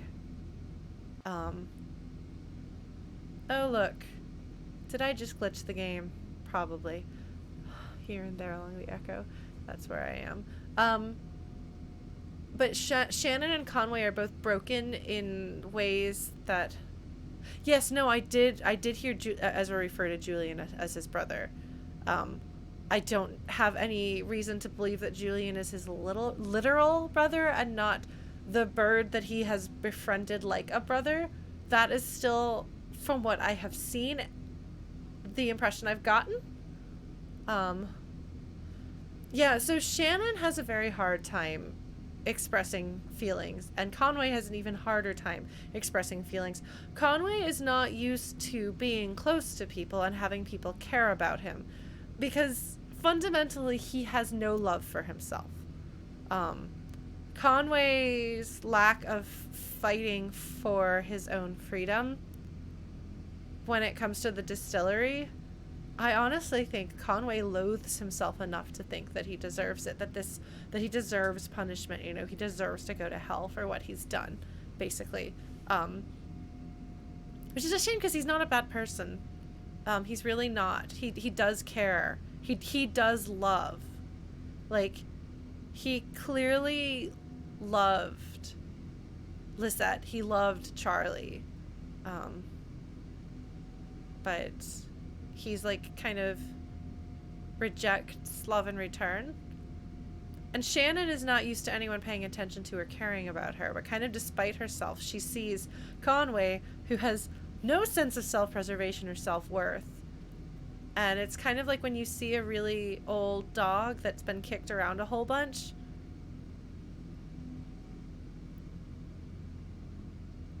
Oh, the Coen brothers as nihilists? Yeah, I haven't really thought about it like that. I just know that I don't like them or their movies. And part of it is, yeah, that the characters don't like there is no love or warmth, or it's all flash and supposed comedy and cleverness with no heart. And I like things to have heart. And don't get me wrong, I love cleverness, and flash is fine, but yeah, well, like, Ezra is here to kind of be too pure for this world, and to... I mean, I'm not exactly sure what they're doing, and I can't fully articulate. I'd have to think about what they're doing with Ezra being the kind of character he is and who and what he is. Um, like, and Junebug, they haven't yet done enough with her. But it's interesting because Junebug is like, I was given nothing. I took my freedom and made myself the way I want to be. So Junebug has a strong sense of self and self-worth that Conway doesn't have, despite Conway having theoretically been born with those things. So that's interesting, and she's an interesting contrast there. But Conway is definitely the main character, I feel, and Shannon is a very close second. And everybody else kind of is around their story. I don't even know if I would say everyone else serves their story. It's strange. You're at a distance from literally everyone and everything in this game throughout the entire game. Like, you never get close. And having it be like play directions, play stage directions and everything. It's like you're watching a play. You're watching characters. And not even seeing them for what they are, you know?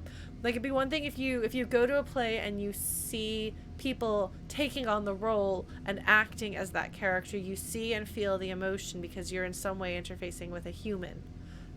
But you're like interfacing with words on a page here. And that gives an extra level of difference or a disconnect between you and what's happening. Yes, and the camera doesn't get close either.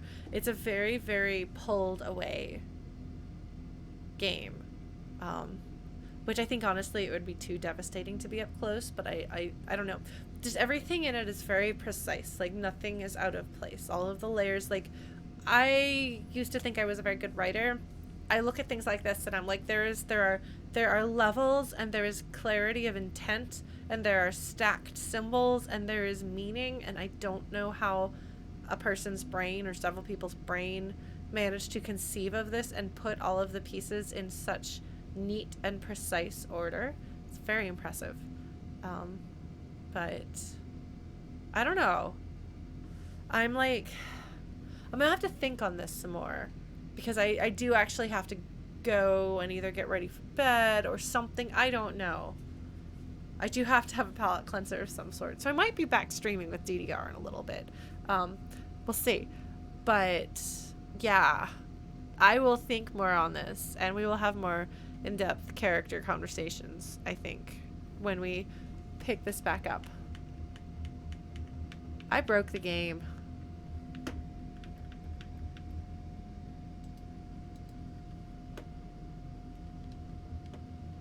Guys, I broke the game.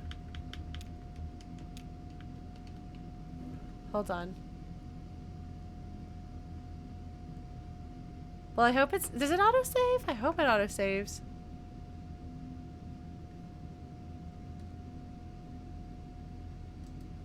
I don't want to. Okay, well, I literally can't do anything else. So, I'm gonna go ahead and just close the game. Yes, that's the thing, is like everything that I'm saying right now is based on the information that I have right now. A lot happens in each act. So I imagine this will change. And I'm looking forward to seeing how that changes and sharing that. And talking through that. So for those of you who have been with me from the beginning, thank you. It's always nice to have familiar faces in here. We had a couple folks come by from YouTube, so thank you. That's always kind of an exciting thing. It's a little bit thrilling to be like, oh, my random videos that I stick up on YouTube or something like that are actually managing to connect with people, especially a game like this that is like weird and not the sort of thing that I think, maybe not the sort of thing I normally stream. I don't know. Anyway, I appreciate you is what I'm trying to say. And it's nice to see, it's nice to get to know new people and hear your thoughts on this game, because this is definitely a game with a lot to unpack. And I'm looking forward to continuing to unpack as a really slow lit major. What was that? I don't know. Anyway, that was a great phrase, and that needs to be saved. So I will dig through it and pull that back up. Anyway, I'm going to shut down for now. Good night, folks. Thanks for joining me, and I will hopefully see you next week.